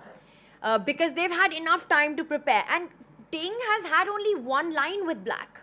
So it gives them a direct it gives them a sort of a direction. But I think, Tanya, the moment Gukesh plays e4, Ding will go e5. Very possible. Yeah, I don't think he can risk French again. Because I think he'll play the French. ऐसा मुझे लग रहा है. नहीं, He will go for it. Once Too risky. Gukesh plays e4, he knows, Ding knows he's come prepared for French. He knows कि भाई कोई तो surprise इसने देखा है, so you have to change it up. Because the last thing you want to do at this stage, we have a move rook c8 on the board. So No. Yeah, rook c8 played. Yeah, rook c8 played, I think. Yeah. Yes. Rook c8. By the way, good question in the chat. So, how does the tiebreak work? Like, what does the tiebreak mean? The time control and everything. 25 minutes plus 10 seconds increment, 4 games. In case of 2-2, we move into blitz. I think that there are 2 blitz games. But आज तक blitz में कभी गए नहीं हैं हम लोग. कभी नहीं. हाँ. Oh, by the way, rooks have been traded. By the way, Sahil bhai, do you know what rook is called in German? Ooh, no, I know what chess is called. But what is it called? Shark, right? भाई आपने बोला you learned German. हाँ, but इतना नहीं सीखा actually. वो basic words में hi, hello, like वो E4, G4 पे थोड़ा time लगता है जाने में. हाँ, तो then you can get fluent in German in just 1 month on AirLearn. Very smooth, Sagar. So, guys, do check out the link in the description. But Sahil bhai, I'll tell you, rook is called the Turm. Oh, yes. Nice. And queen is called Dame. King is called König. Bishop is called Läufer. And knight is called Springer. Oh, Springer is easy to remember. Because it it's jumps like like a an English spring. word, Yes. yes. And I really enjoyed learning German. And it really helped me. What about pawns? Pawns are called. Someone would know, yeah, here in German. What are pawns called? I think everyone needs Bauer. Yes. Bauer. Danke, Sahil. So, yes, Dankeschön, right? Yeah. So, guys, do check out the link. And now, after knight c8, what does white do here?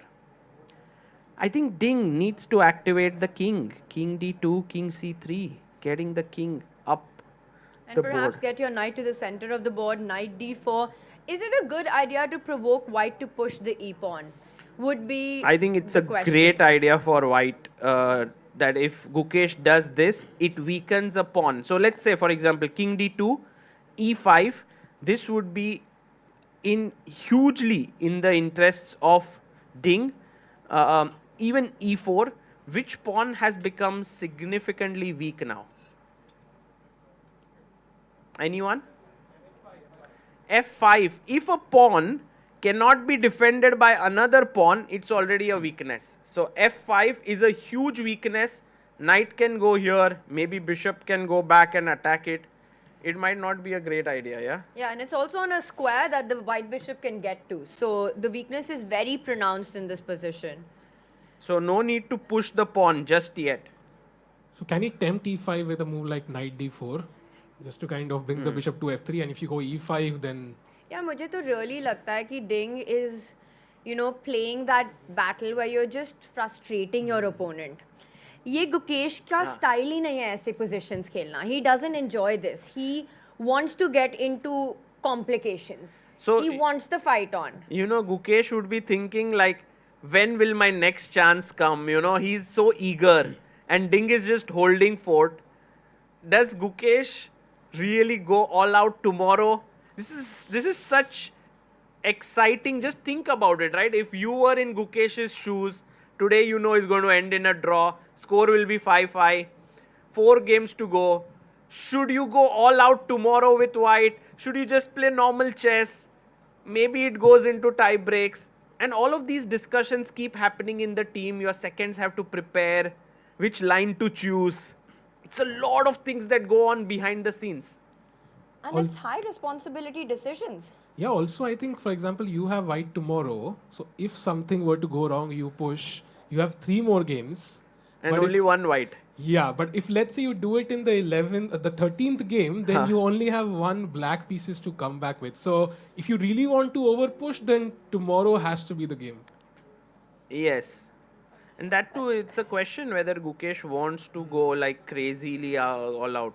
That sounds very risky at this stage. I think he's done that previously, you know, in the middle stage of the match. But Gukesh as a player, he will not go for a dead sort of a position like the one that we're seeing right now. He will try to create chances, middle game may, some questions will be asked, but all out, you know, to put all your chips in. We've been having so many poker analogies here, given the two players, their body language, their style, their approach. We have a move, by the way, comes back with the knight to d2. So rerouting it perhaps to c4 and then targeting the queenside pawns as well. A little shuffle around doesn't change the evaluation. But you know, the pot, it keeps getting filled with more and more. The stakes keep getting higher in the middle. As we edge closer towards the end. Ding is like jaldi draw karte hain. He's so quick to trade pieces. He's so quick with the white pieces, and usually if you draw with black, it's, you know, it's a great result. Yes. But somewhere I feel like Ding is the happier player to draw here. He's just super happy to draw every game. Yeah, this is definitely strategy. Match strategy. But what if, Saga, it doesn't work out in the tie breaks and you're thinking about all the chances that you had in classical? How are you dealing with that? No, it's just like he's giving himself the best chance in this match. He feels that is the best. By the way, the bishop comes in to c6. The players are moving super quick. I believe Gukesh, with all his willpower to win, cannot really... सारे pawns तो lies को fix है. There's nothing black can do, yeah? Exactly. I think Ding has done that strategy. Put your pawns on the opposite color. So if anyone, it's Gukesh who needs to make sure that white bishop doesn't somehow get on the other end of the board on a square like c8 or e8, starts putting pressure on these pawns of Gukesh. But there's really no way around this. I think black will put his own king to e7, d6. White will get the king to d4. Put that 8-7 pawn on 8-6 at some point. b6, king d2. Super quick. By the way, guys, they are moving very quickly. We just want to remind you that there was a contest, or, you know, we had this wonderful thing here where whoever goes premium on chess.com, 5 of them would win chess boards. And actually, we have the names of all those who have won in rounds 7, 8 and 9. And this keeps on continuing in these rounds as well. So in case if you want to get a signed chess board, please do consider going premium. By the way, the kings have made further advances. b4 is on the board. Tanya, any worry for Gukesh here? Because the king could come to d4. No way. No way. No worries. No, this is chill and no worries at all, because he stopped white's king any entry point. Notice how this pawn on b6 and the bishop on c6 beautifully combined to take care of any squares on the right side of the board. So the white king can't even enter from that side. So it's a perfect defensive structure that he's taken. And now you can just shuffle around with the bishop or the black king, depending on white's moves. You know what's going to be very exciting today? What? The press press conference. It's always exciting. What questions, by the way? We have to think of the questions to ask the players. We can Any only ask one. If we ask more than one, then we are like... we are like, please limit your questions to one. So, only one question. So, what do we ask about? Oh, he's gone for f6. So, is Gukesh trying to break free with e5? That's risky, no? Or maybe he just sits. He just puts this pawn. Just ऐसे ही रखा है. I don't think he'll push e5. Yeah, because e5 creates this f5 weakness, allows the white bishop to come in. He goes king d4. We can ask a question to Ding, which is like traditionally it's considered that white player with white pieces should try. But in this match, you haven't tried much with white pieces. Is this a... वो same question पूछा था लेकिन अच्छा पूछा था. हाँ, similar. Okay. What did he say? I don't remember actually. He must have said that I tried and somehow my opponent equalized. Like that, so You know, he also said in his interview to my client that he sometimes checks. By the way, 8-6 has been played. He sometimes checks social media. And he's aware of what people have been saying about how much he's not been pushing. And he says, I don't care about it, but they're also speaking the truth. Yes. By the way, guys, this is a draw, right? If I play bishop d5, it looks very ugly. But even if you take, my pawn structure is totally ruined. But you have no way to break free. I'll just play king e6, king d6. No Just entry points. And you don't have any breakthroughs. So let's say h3, I'll still go h5 and stop here. You do whatever you want. I'm just going this. He just retreats with the bishop because you need to calculate king pawn endings. Why even do that? King pawn endings are just infamous for, you know, you miss one small move. By the way, they are repeating. I think this is the moment we can go full screen on our players.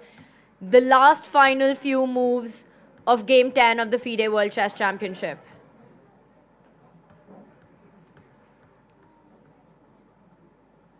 भाई full screen चले जा.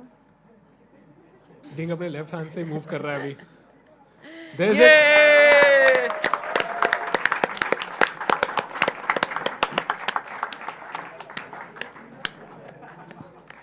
5-5.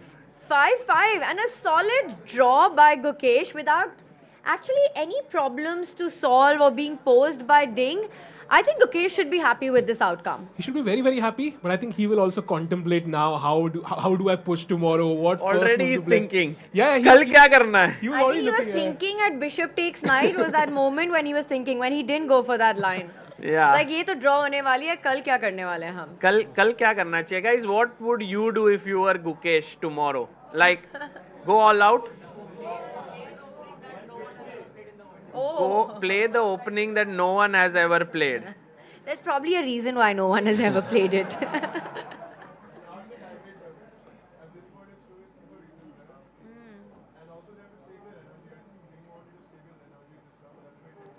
By the way, guys, one small update we have received is that after the press conference has ended, we will have a few more minutes with Vishy Anand joining back.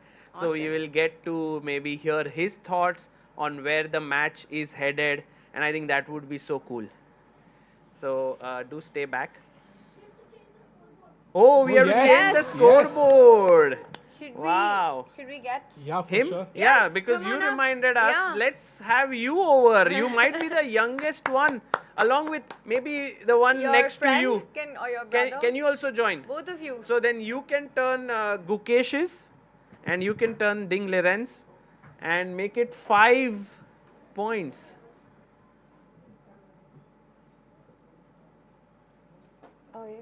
Oh, it's little, array, nice. It's fine, it's fine. Don't worry about it. Would you be able to reach? Really? Yes. Where? In an match where you've played me simultaneously and 5 other people. Oh, Online. When was this? I think last year in an Indian Oil tournament. Oh, well That's so cool. In Delhi? 5-5 is the score now. Yeah, the deadlock just remains. Nobody is able to get a breakthrough in this match. And I must tell that when the match started, this was roughly around the time where people had thought that Gukesh would get the decisive edge in this match. This was around game 10 and they were saying like 8th or 9th December might be the last round and so on. Nothing like that has happened. You know, it's हमने very अपना even. पूरा ना when we came here hotel भी पूरा book नहीं किया था कि भाई पता नहीं है कि कब खत्म हो जाए. मेरी flights booked नहीं है दिल्ली के लिए अभी because we were wondering when will be the last game. लगता है अब 13th के लिए chance है कराना. Also, I want to go to Singapore for closing ceremony. So I also don't know what date to look for. Will it be 12th, 13th? I think no one is sure what's going to happen.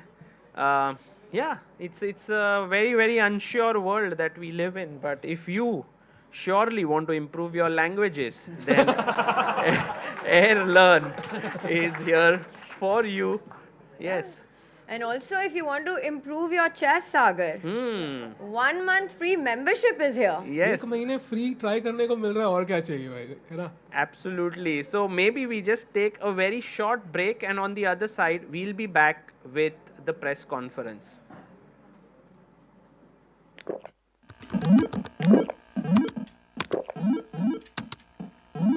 Red Bull gives you wings.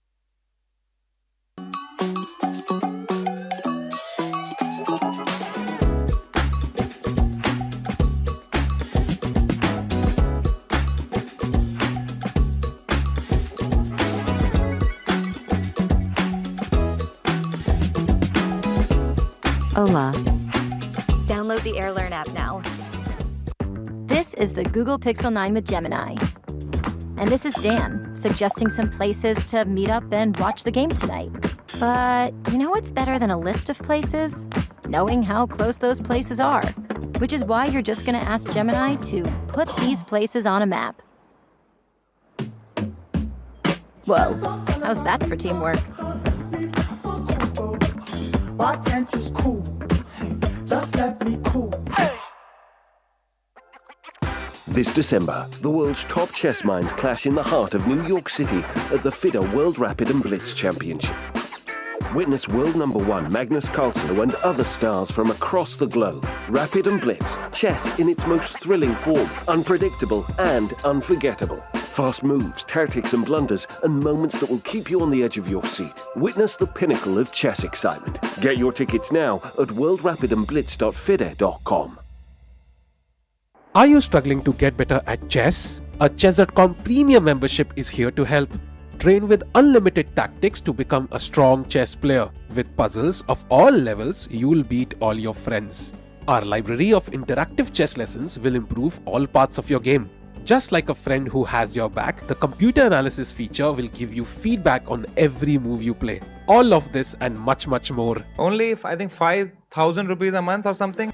No, plans are affordable for all, along with a 1-month free trial, so that you can take your game to the next level. Upgrade to Diamond now, because Chess.com is best.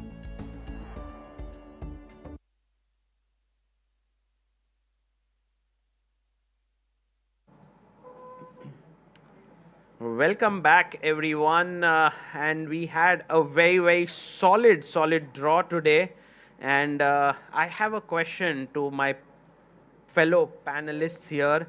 We do the ambit gambit of the day in the opening generally every single day. Which moment would you say was today's ambit gambit of the day? Very smart, huh, by Sagar. He's just passed it on to us because it's such a difficult game to pick a gambit moment. Sahil, you first. I think White just gambited his opening advantage by exchanging pieces, so that could be the ambit. Which one? Which moment? Maybe just bishop f6, because at that point it led to trades, and that could be, giving up the advantage. Yeah. Okay, so Sahil's ambit gambit moment is just knight takes f6, right here, Sahil? Yeah. I would put my moment, the ambit gambit of the day, to be bishop f4, because I think I at least did not foresee a London system happening again today. So maybe this for me. Would you? Which one would you? Answer. No. Oh, yeah, I thought you would choose one of us. But no, okay. I can choose one of the two. But I want to say it okay, actually your moment. does feel like Ding just gambited his white a game today by not. So no moment. So yeah, it's tough to come with a moment, and probably the one that gave it all away was the trade on f6, Sagar. Okay, so 2:1. Maybe knight takes f6 is today's ambit gambit of the day. Just gambiting away any scope to play for more.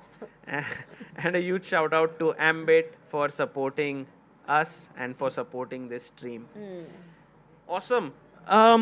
I think it was wonderful how Gukesh actually held on to it. He realized that this was a Queen's Gambit declined and not a London system. But right now, let's head over. Oh, in 1 minute. 1 minute. Any question you press want to ask? Oh, yes, what question? Did you realize that this was not London but Queen's Gambit declined? Maybe that question? I guess they will answer one word yes. That's my. Any suggestion from you guys? Yes. Any questions? Why was he thinking for knight h5? What was he calculating? Yeah, that was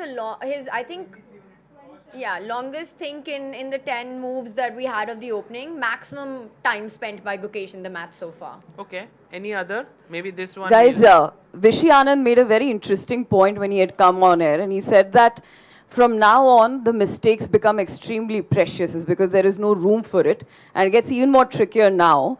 I want to know how the players think about it. Do they take pressure of Great it? question. So the risk appetite going into the final 4 games. Okay, very good question. Do you feel the pressure? This question is such that we could get a very nice answer, or both could just ignore answering it very deeply. But yeah, it's a But great either question. ways, it'll be great content for CBI clips. Yes, okay. Okay, I'm sending the question, so question to both. Such a luxury to have. Now we can directly send questions and ask the players. It's We've been insane. sending too many. We've Yeah. actually gotten told off to stick to one question. Yes, the press conference is about to begin. Let's head over to Singapore. Hello, everyone, and welcome to the post-game press conference for Game 10, which ended in a draw. I will ask a few questions, and then I'll open it up to the press. Please restrict, and may I emphasize, please restrict your questions to just one. And if we have time to continue with follow-up questions, then I'll be happy to continue. For now, my first question goes to the challenger. There was, I guess, the first big think of the game was when you played the move knight to h5.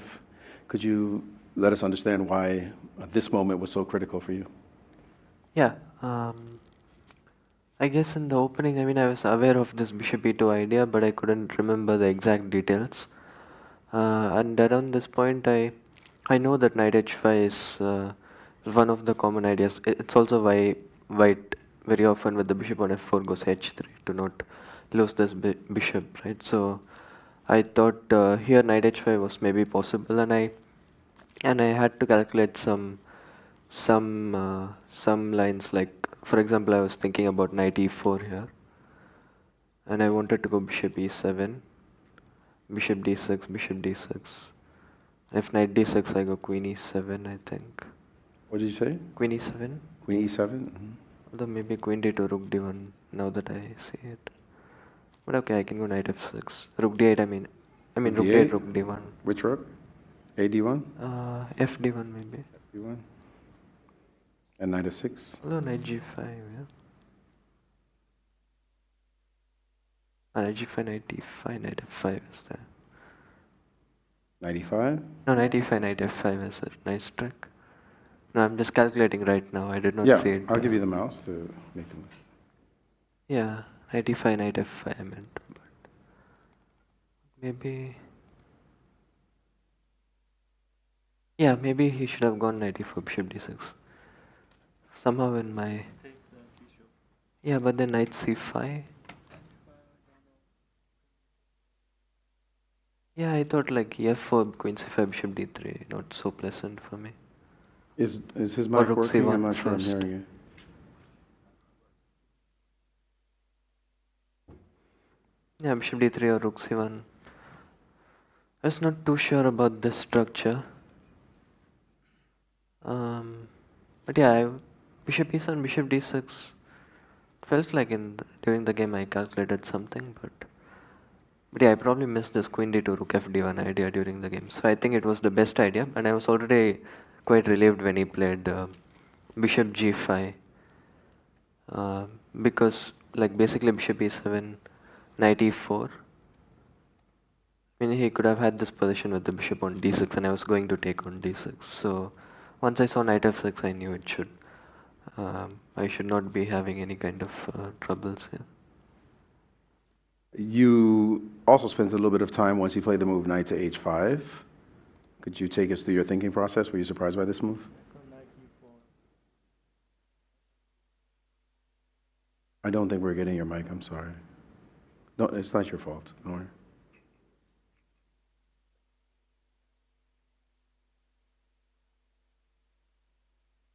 Sorry, just one moment, please.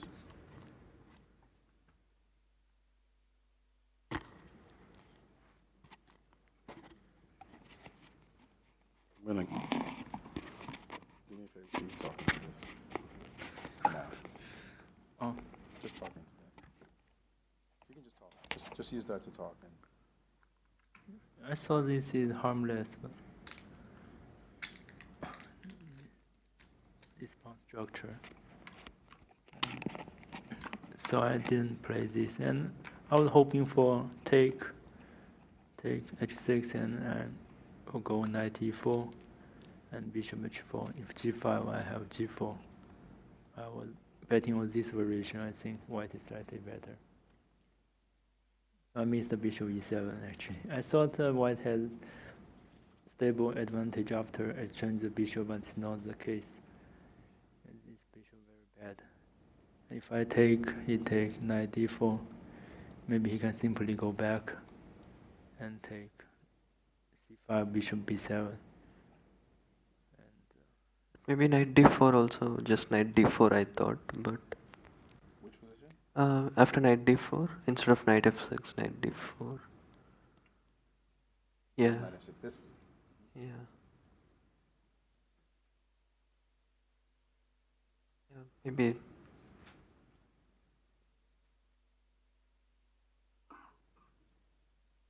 Also, I could start with g6. I don't know if that makes a difference, but...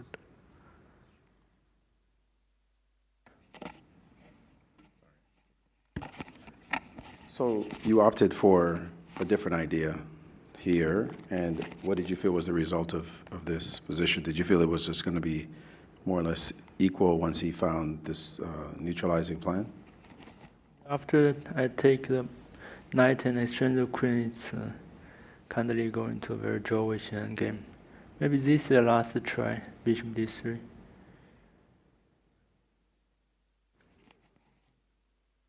He cannot take on f2. Looks good, but I have bishop h7 and queen d8. And this is winning for me. But this looks very small. Is this microphone working now? I'm sorry, it is. Okay. So we know in these kinds of matches, the preparation is tremendous. Lot goes into trying to find some kind of small edge for white, or maybe even a more significant edge. How difficult has it been to do so in this match? Sometimes my open stage strategy worked quite well, and today I also prepared a lot. I was hoping for some advantage out of the opening, and he surprised me with bishop d6. And I thought this might be slight advantage, just a little bit. And yeah, he moved knight h5 also was out of my calculation. And here I need to think. There are many moves on this position, and I choose the harmless one. Are you satisfied with the way it's going now? Well, let's just be specific about this game. Getting a draw, he had an extra white going into the final 5 games. Satisfied with the result of this draw, this game, that it was a relatively comfortable draw going into the next 4 games? Yeah, I mean, with black, I mean, obviously I'm up for a game with both colors, but with black, I mean, to get a solid draw like this, it's obviously a good result. But yeah, I mean, it's, as I said, like it doesn't make nowadays white and black color doesn't make a huge difference. So it's just 4 more very interesting games to go. And about this game, I think the quality was high. Maybe somewhere I could have. We both could have improved at some point, but overall it was just a solid draw, which is very normal. Let's follow up though. It may be a solid draw that's very normal, but it's the 10th game of a 14-game match. Everybody's feeling the tension, all the fans and reporters and the like. How are you feeling knowing that these next 4, it's no longer a 14-game match, it's a 4-game match where any mistake could be disastrous? Yeah, it's obviously getting closer and closer, but still the best approach is to play good games. Yeah, I mean that's the only way that like good results can come, and that is what I'm trying to do. Same for you before I open to the press. 4 games left. It's a 4-game match. It's a short run. You've been in matches, close matches. You were in a close match last time. How do you evaluate the tension level of the last 4 games, and how do you manage it? I have some experience playing 4 games match, especially last year when I had some match in Wenzhou and I play against many world top players. Reduced to 4 games, so only 4 games. What are the lessons you draw from those matches, or you don't want to say? I usually lose the first game with white pieces, but luckily this time I have black pieces first. All right, let's open up to the press, please. First question. Michael Rahal, here as a Deputy Press Officer for FIDE. Question for Ding. Ding Liren, I noticed today a couple of Richard Rapport games in this specific line, so I wanted to know if he influenced your opening choice today in this opening, as he's played this before a couple of times. It was my second idea, bishop e4. Could you elaborate a bit more? Hmm? Could you elaborate a bit more on the different ideas you had prepared for this game? Apart from this line, I also prepared the other line. Okay, thank you. Harry Schark, Chess Magazine Karl, Germany. My question is to Ding. Today you hesitated before your first move. What was the reason for this hesitation? Suddenly I realized it's the same to start with d4 or knight f3, because he will also go d5. If like the previous round, then I can transport to the game by playing d4.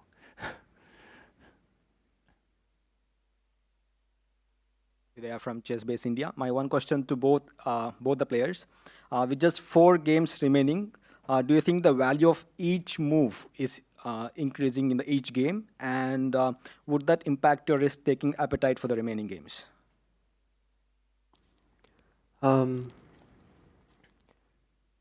Yeah, I mean, it's obviously now a cost of 1 game is higher than it was maybe in the start of the few or a few games before, but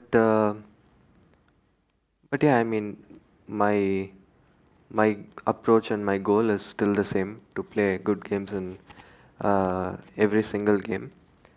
And it's like, if you think about it, it's not that different, because also even though the cost of losing, for example, the first game is not that high, I would still not want to lose that game. So it's still that I just want to play good games and yeah, hope for the best. Into you, cost of each move is high.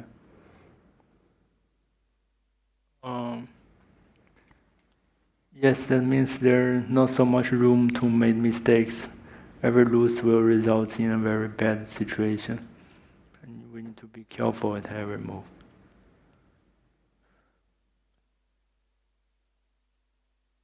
Good evening, my name is Ahmed. I am on behalf of Kazakhstan Telegram channel Честно говоря, and we have a question to Ding.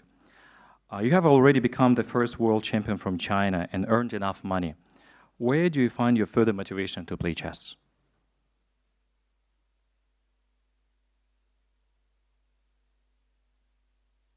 Because it's a title match that I want to defend it. Actually, I did not play so much during the last years. But this one is very important.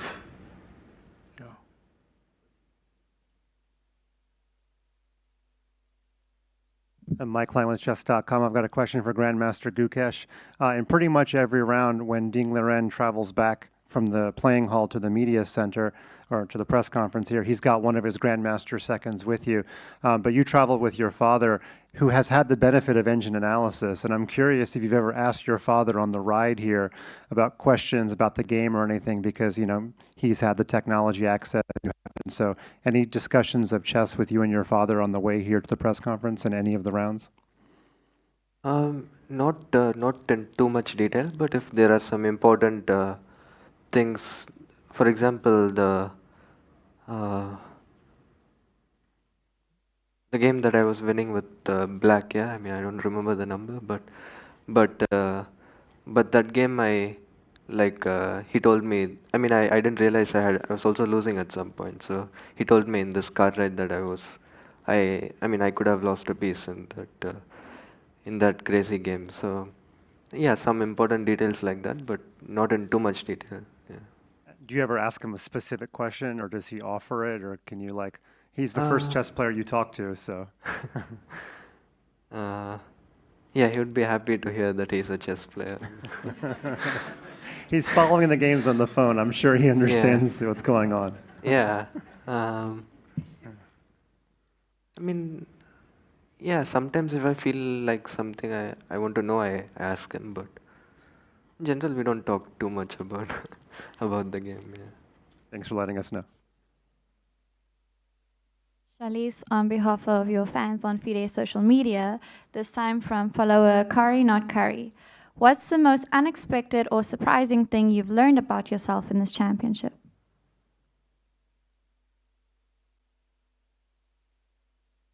I'm always the first one to arrive.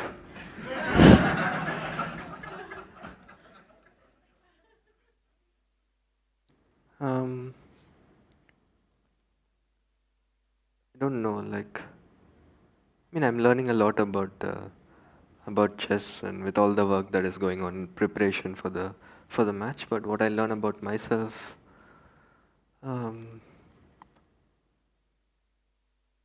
nothing new really, to be honest.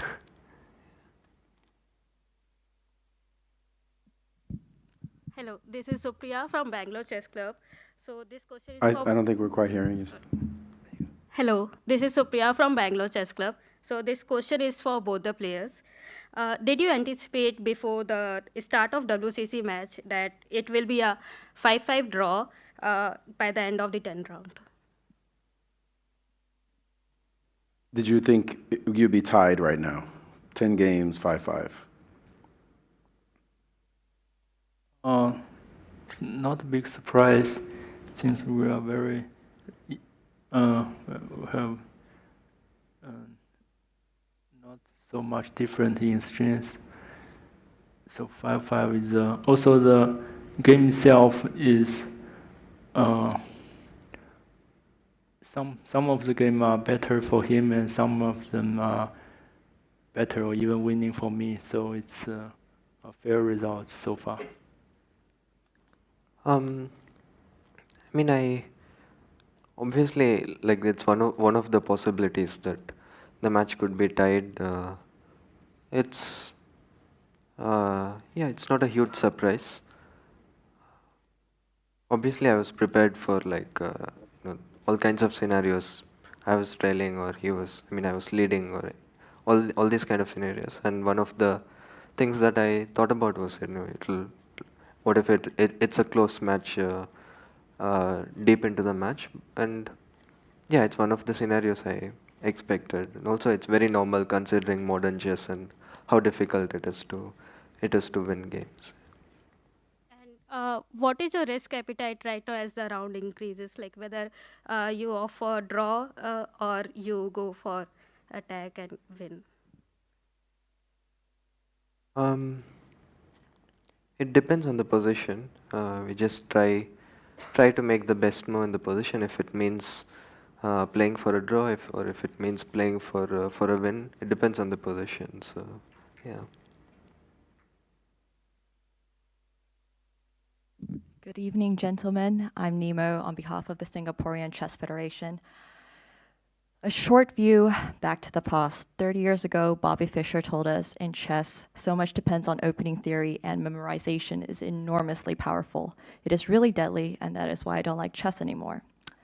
30 years later, Gary Kasparov told us nowadays a 13-year-old would probably know more than Bobby Fischer would probably knew when he retired. They analyze all the moves and prepare themselves on their computers. And Magnus Carlsen said after a tournament, I don't know which tournament, that his games are like homework. So question for both of you. Is chess today too reliant on computers and predetermined theory? Are you too much under effort, too much under pressure to come with new ideas deeper and deeper into the opening? And what are your wishes for the future of chess in terms of engines, less or more?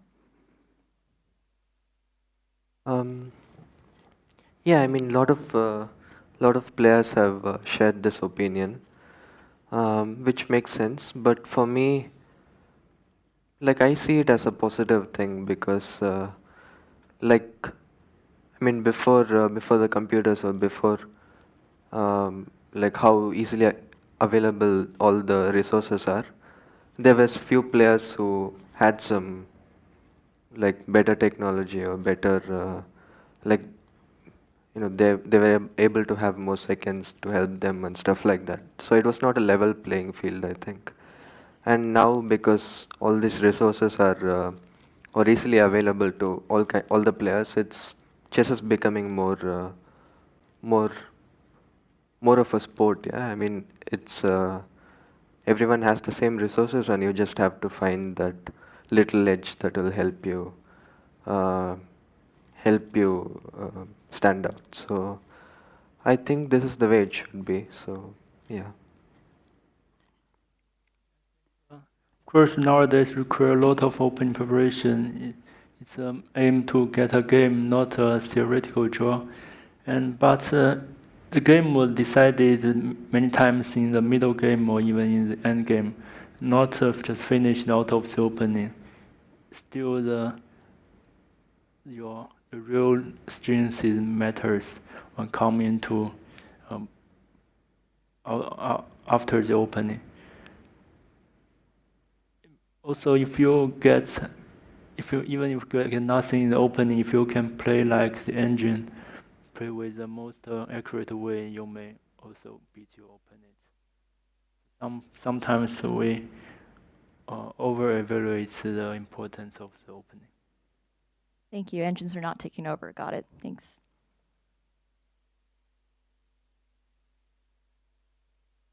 Hi, Prashant from Dopamine Media. My question is to the both of you.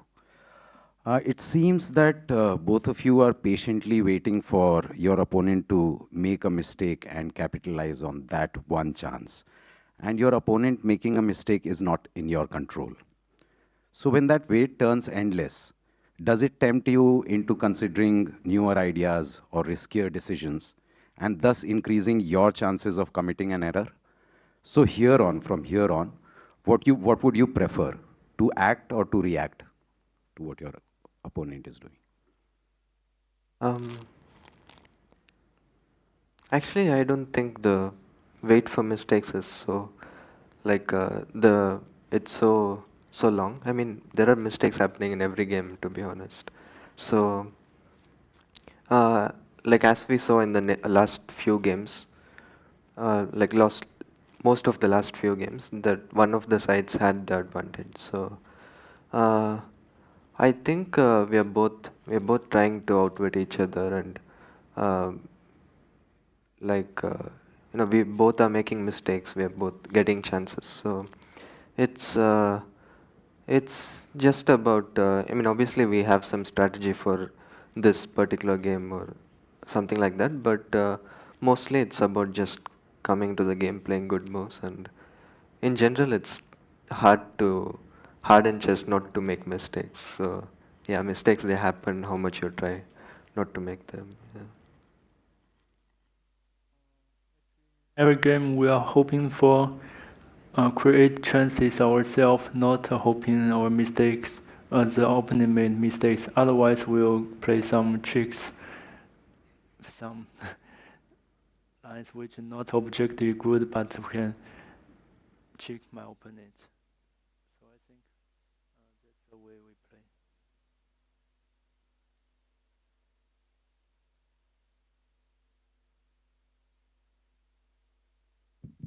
Hi, I'm Kyla, representing the local organizing committee, and my question goes to world champion Ding Liren. In last year's World Championship match, by game 10, there had already been 5 decisive games, which makes for 50% of decisive games. Right now, only 2 games have been decisive for 20%. Do you have any theories as to why last year's game saw more oscillations, more ups and downs?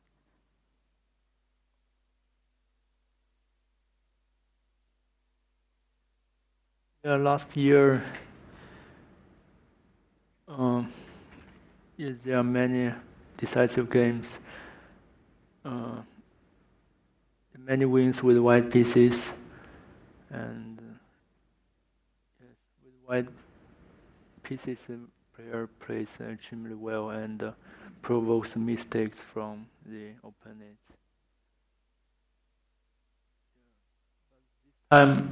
It can go the other way since there are many games that could be decisive, but at the end it endures. Okay, thank you. From Malayalam Anatama. Please come closer to the microphone. We know that both of you are into a little bit of philosophy. In life, there are, pleasant and unpleasant surprises. But in chess, it is often nasty surprises. So how do you cope up with, when you initially, in the initial part of the game, when you meet with a nasty surprise, how do you react to that mentally? My question is for both of you. I think since we've played lot of chess in like pretty much like half of the games we get surprised in the opening and the other half we surprise the opponent. So I think it's just that we have gotten used to it. Obviously, it's a bit different in a world championship because when you get surprised, it's the level of preparation is different than in other tournaments. But it's nothing new for a chess player to be surprised in the opening,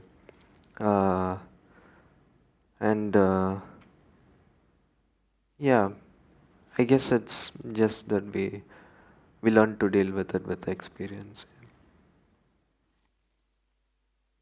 Getting surprised at my last game's shows, I try to think and try to figure out what's going on this position and try to find the best answers. But this time, maybe I should have think for more time when he played knight h5. Yeah. A few more questions. Hello, Abhinav from US Chess. I have a question for both grandmasters. One of the joys of watching the youngest ever challenger is that it's exciting to see a top player come into his own. But the most interesting part is that compared to past world championships, you have relatively limited experience against each other, only a few classical games. What have you learned about your opponent that makes them distinct from other top players, given your extensive experience at the top?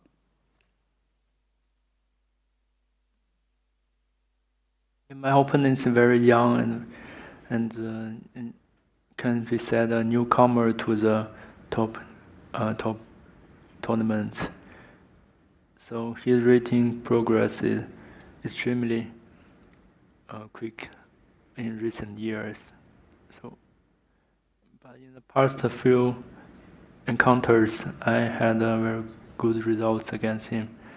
But we can see in this time he improved his score a little bit.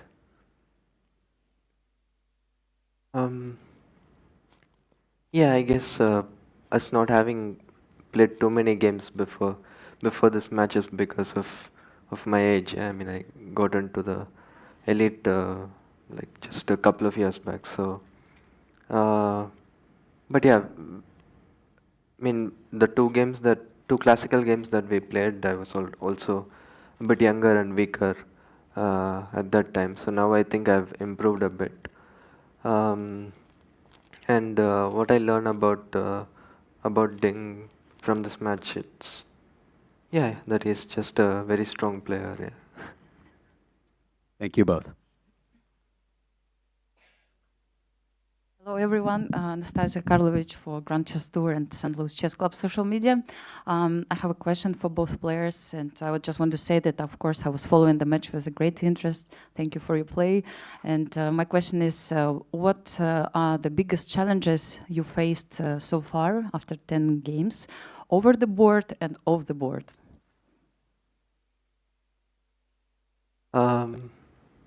Biggest challenge over the board, I guess. Uh,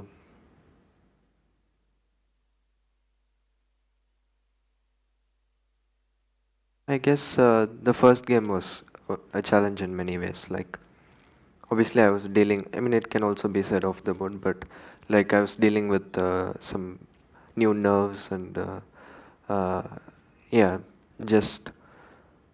I mean, the first game of World Championship was just a different experience. So that was quite a challenge. And also off the board, I think that was the game where I lost. So it can be said that was the challenge both.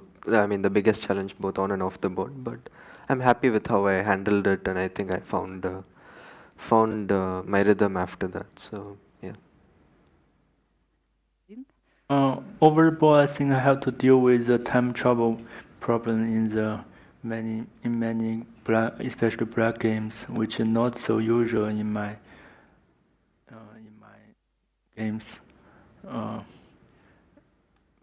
Off the board, maybe the length of the tournament it lasts 40 rounds.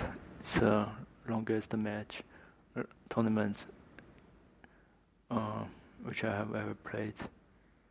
Also, memory some opening lines, which is quite challenging. Thank you so much for your answers. Thank you.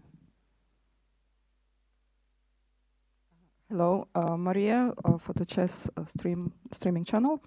The question might seem a bit silly for strong players out there on the internet, but it's very interesting for me and a lot of weaker players.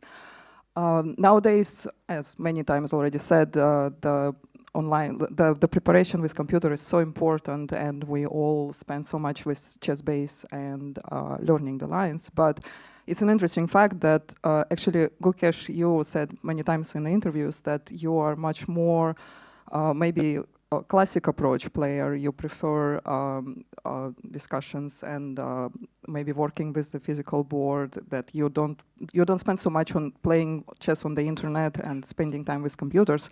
While Ding is the opposite. Even 10 years ago, he was throwing these enormously long lines with computer preparation and was working with computer already so much ahead of the rest of the field.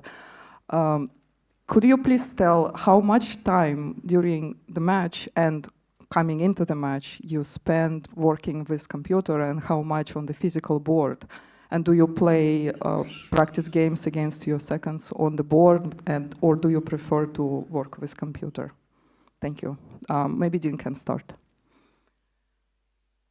Yes, I think it's a useful way to practice or to play the games on the physical board. Yes, when I did so, I think I improved a lot by this way of training. But coming here, yes, we need to be efficient.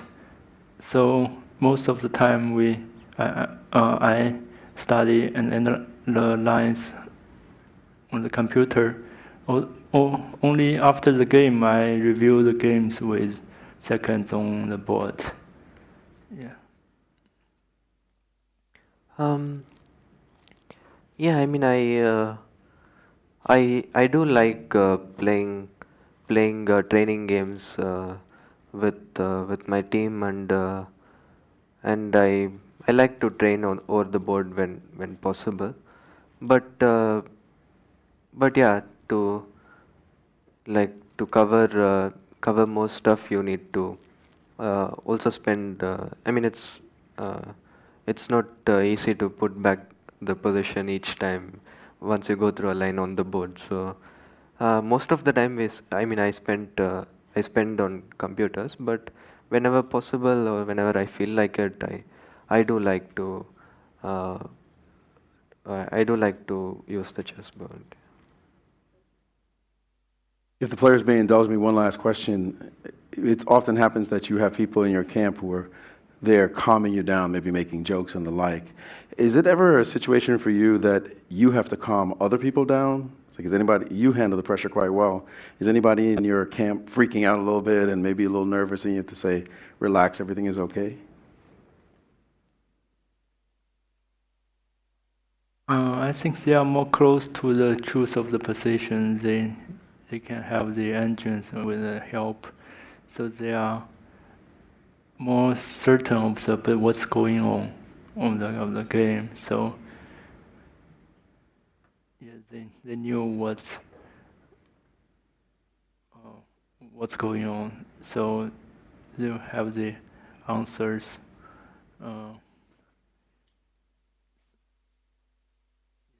I think we are the one who are not so uncertain of the outcome of the game. In general, I don't freak out a lot. So I manage to remain calm. But obviously, when I'm feeling some kind of emotions, my team is there to support me. And yeah, I'm also sure for the team, watching the game and having no control of how the game will go, and also knowing how the position is, it'll be quite stressful. But I think they're doing quite well. All right, thanks for that. Well, that concludes the post-game press conference. Game 11 is tomorrow at the same time, 5 p.m. in Singapore. Everyone have a good night.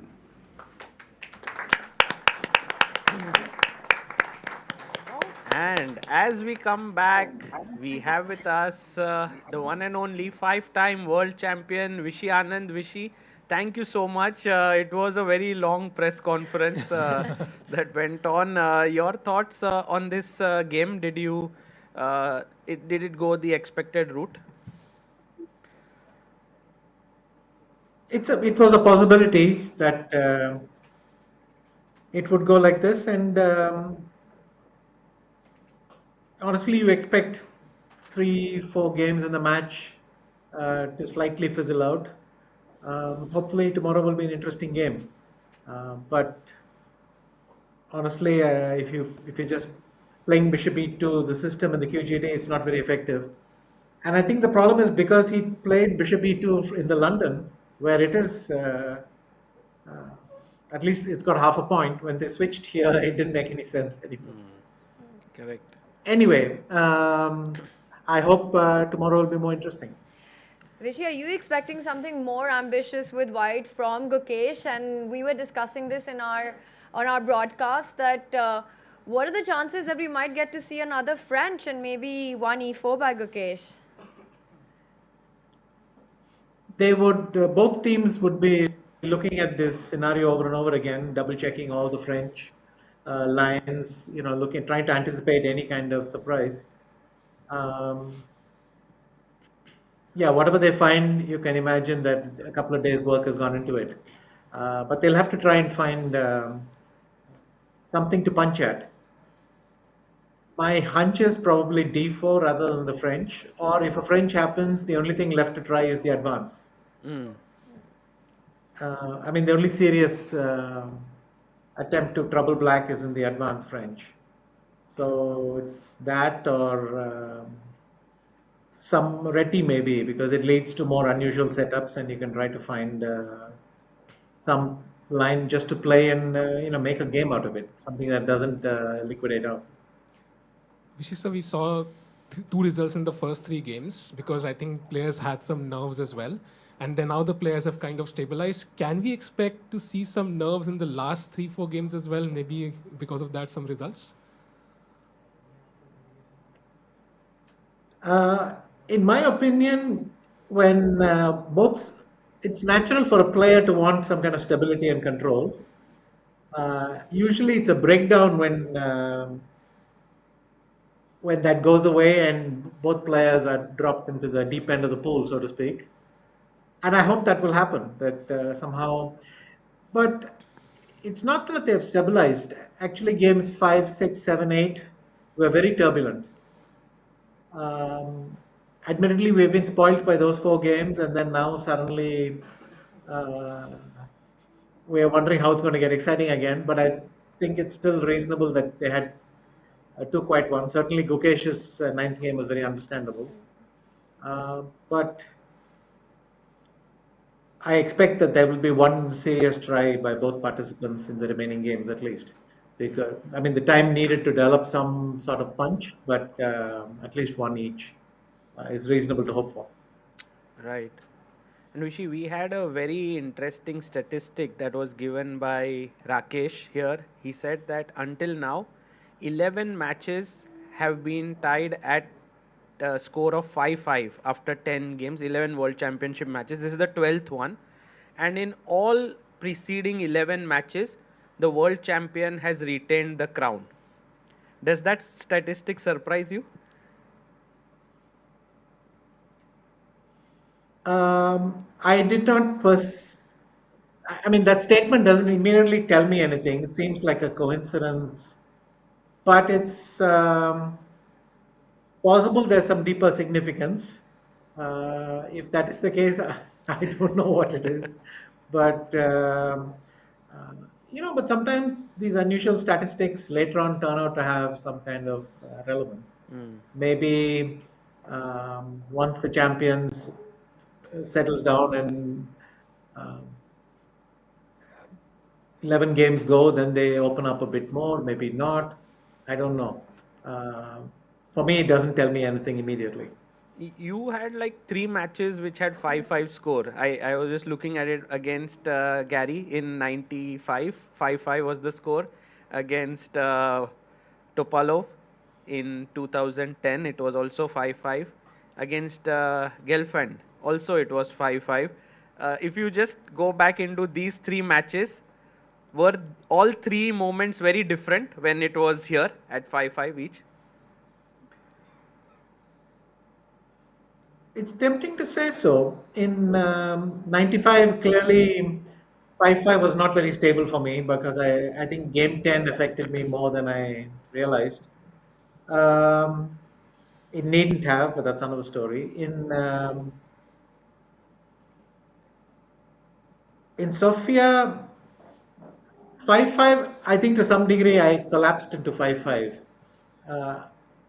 If I had held game 8, or if you allow that, that's a normal result because he's putting pressure the whole game. Then, had I won game 9, which I was winning on so many occasions, it would have been very different. But after that, in fact, game 10 was kind of interesting. My second cousin told me to stop thinking so much and start playing fast. So that's the game where I started to do that. But then I got into trouble in game 11 with that. So I think it's more whether you become unstable somehow. I don't know if 5-5 is more meaningful than 4-4 also. Then the match was coming to an end. Here we still have 4 games. Yes, there were 12 games. And with 4 games remaining, Vishy, if Gukesh was to come to you at this point and ask you, for a piece of advice going into his game 11 and where we are in the match, what would you say to him right now? I'd like to have some pre-cooked advice ready for every situation, but I'm not sure that the best to answer 5-5 in this situation, I have something amazing to throw up. I would guess that his team is fully aware of the situation. They're all working overtime, and sooner or later they're going to hit something worth trying. Also, the problem is if that something is neutralized, we tend to think they didn't try at all, but in fact they may have had a very good idea which didn't land. So it's difficult to read all that in advance. My hunch is they're already doing all the right stuff. It's just it hasn't paid off because the other team is doing the right stuff as well. Right.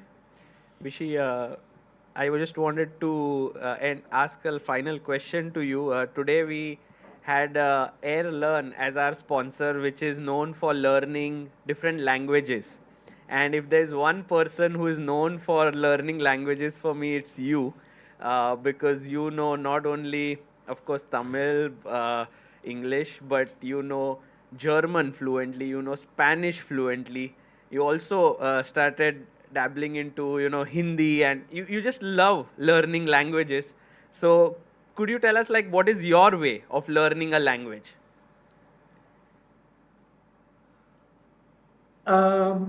I think probably I have a chess player's style of learning a language, which is first to look at all the games that have been played, then to see what I understand, then to see if I can play the same thing.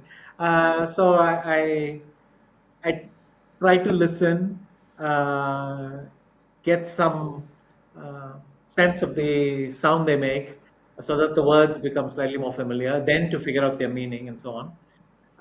I also like having some structure. Initially, at least, I like to know the key verbs, some conjugation, things like that.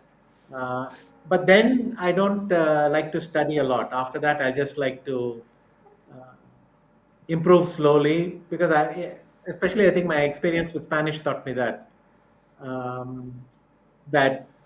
if you keep speaking it long enough, suddenly one day you start improving very fast, and maybe some critical mass you hit, and then you start improving very fast. And I think that's probably what I look for.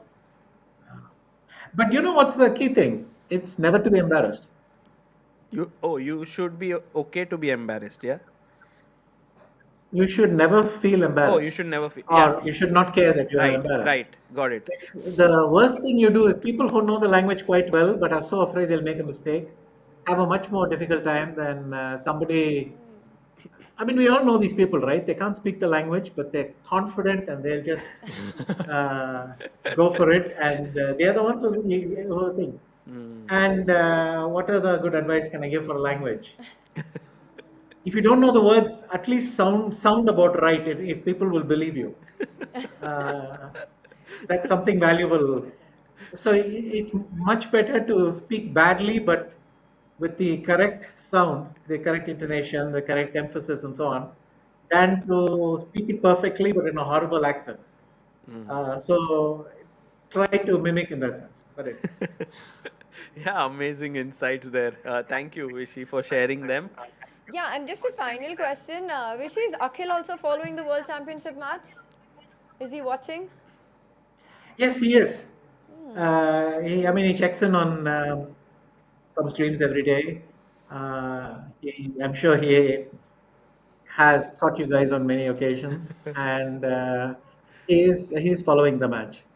Well, please tell him that everyone on the panel here has his beautiful T-shirt artwork that he's done on them, and they're just amazing. So he's doing a brilliant job as well. Thank you. I will tell him that, and of course he enjoys the stream a lot. So thanks to all you guys. Thank you, Vishy. A big round of applause to Vishy Anand for joining us. We couldn't have asked for better insights. Thank you, Vishy, and we hope that we'll see you again in the next rounds. Thank you. Thank you. Thank you. Thank you, sir. That was Vishy Anand from his residence in Chennai, giving us some brilliant insights. I feel so wonderful that we can ask these questions to him, and then, you know, he can give us some replies, some insights, and we are able to kind of build up what's going to happen tomorrow. Yes. I mean, he's been on this stage multiple times, been there, done that over and over again, 5 times world champion. So he completely knows what goes on in the player's mind, what it takes to actually in these final few games to deliver. So just brilliant to have him on here with us. And he said it, the game looked pretty equal when he joined us first, and Ding wasn't pushing much. It just feels like we're at 5-5 and it prolongs the suspense. That's what's this round has done. You know, 2 very docile draws by the players. We can see the nerves playing up. We can see the math situation playing up. But it's inevitable. A world champion will be crowned. Absolutely. And we had the Vishy as a guest online. We had Abish joining here.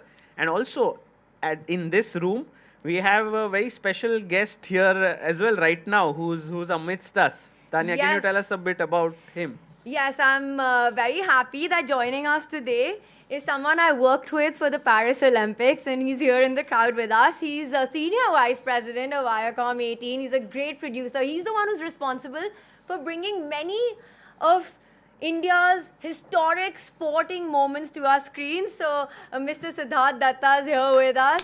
Sid, so happy to have you with us. I know today was not the most exciting game, but how have you been enjoying the match so far? We'll get you the mic. 1 second. We can have the mic.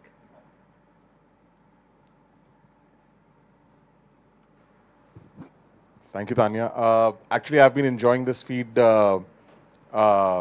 I've been following the entire World Championship on this feed only, and I really want to compliment all of you for just making it so much fun. Chess is very close to me. It's close to all of us. I'm the kind of chess player who would lose to a 250 bot on chess.com and could beat a 1300 bot also on my day. But it is close to me because this is our game. In many of our cases, my grandfather taught me.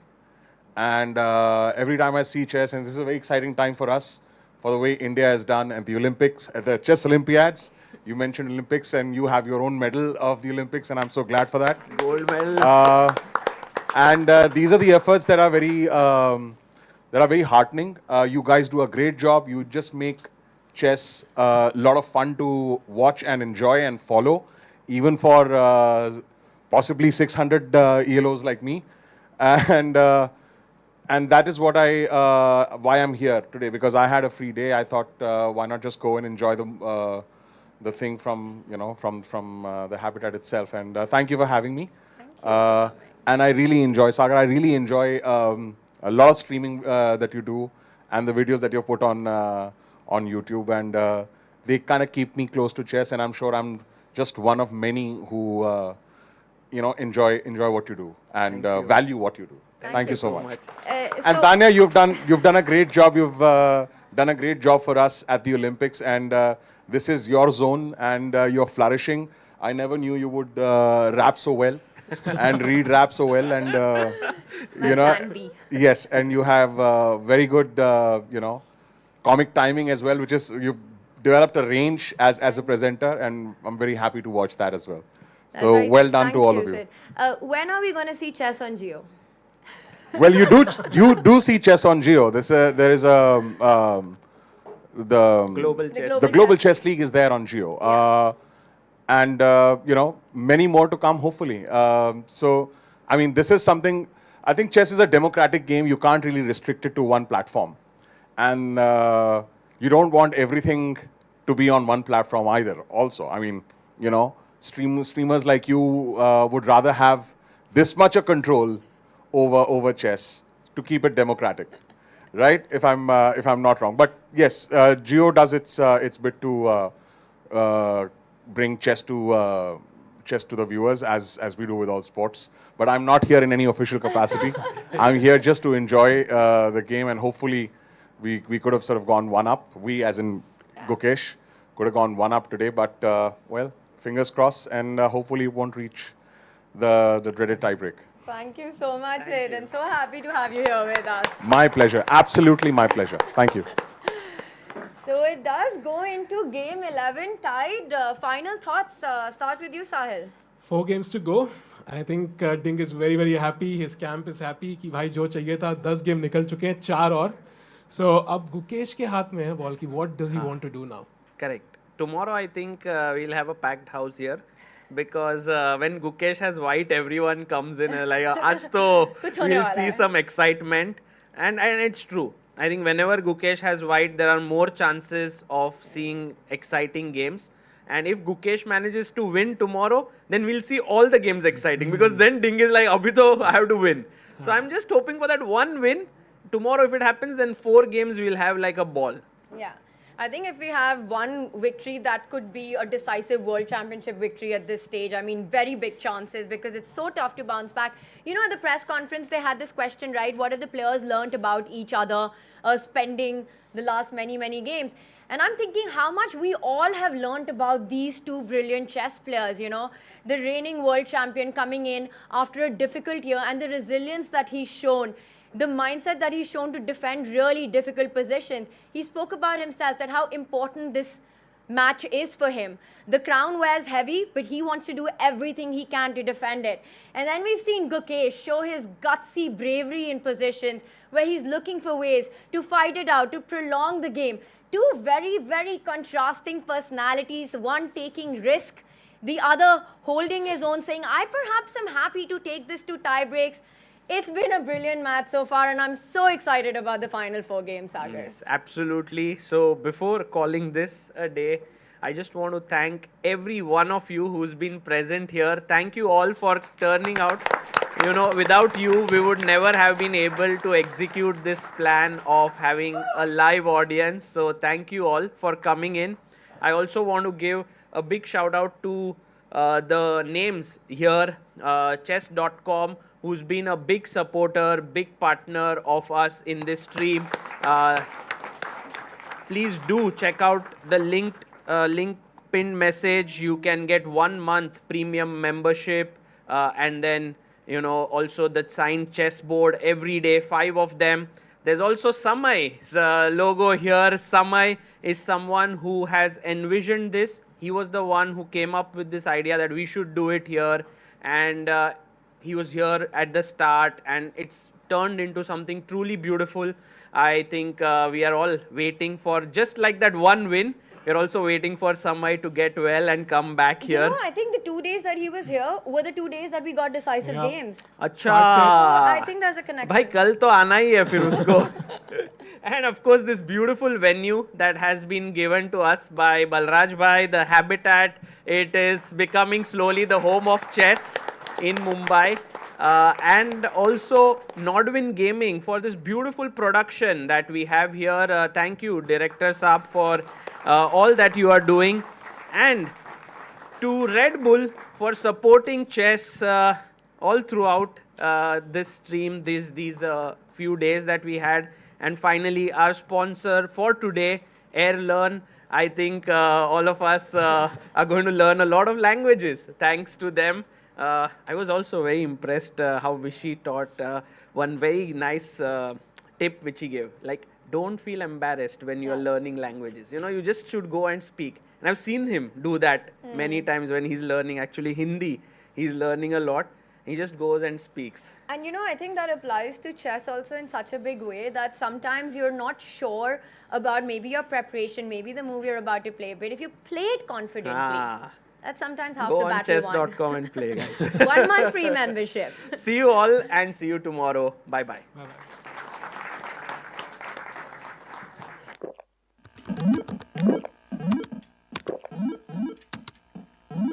Red Bull gives you wings.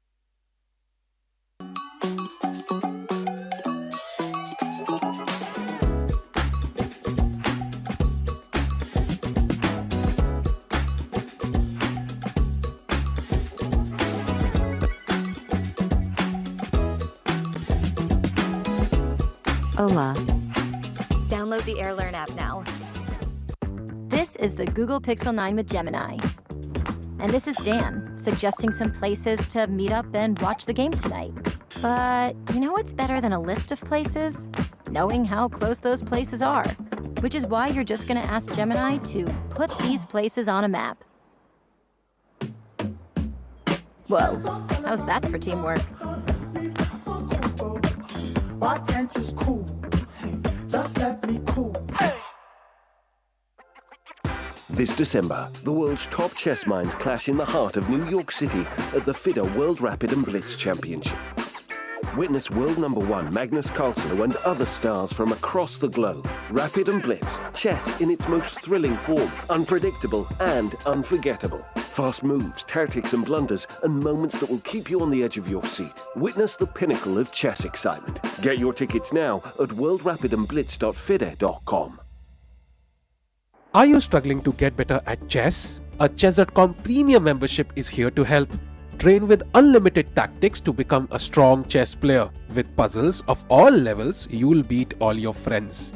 Our library of interactive chess lessons will improve all parts of your game. Just like a friend who has your back, the computer analysis feature will give you feedback on every move you play. All of this and much, much more. Only, I think, 5 1,000 rupees a month or something? No, plans are affordable for all, along with a 1-month free trial, so that you can take your game to the next level. Upgrade to Diamond now because Chess.com is best.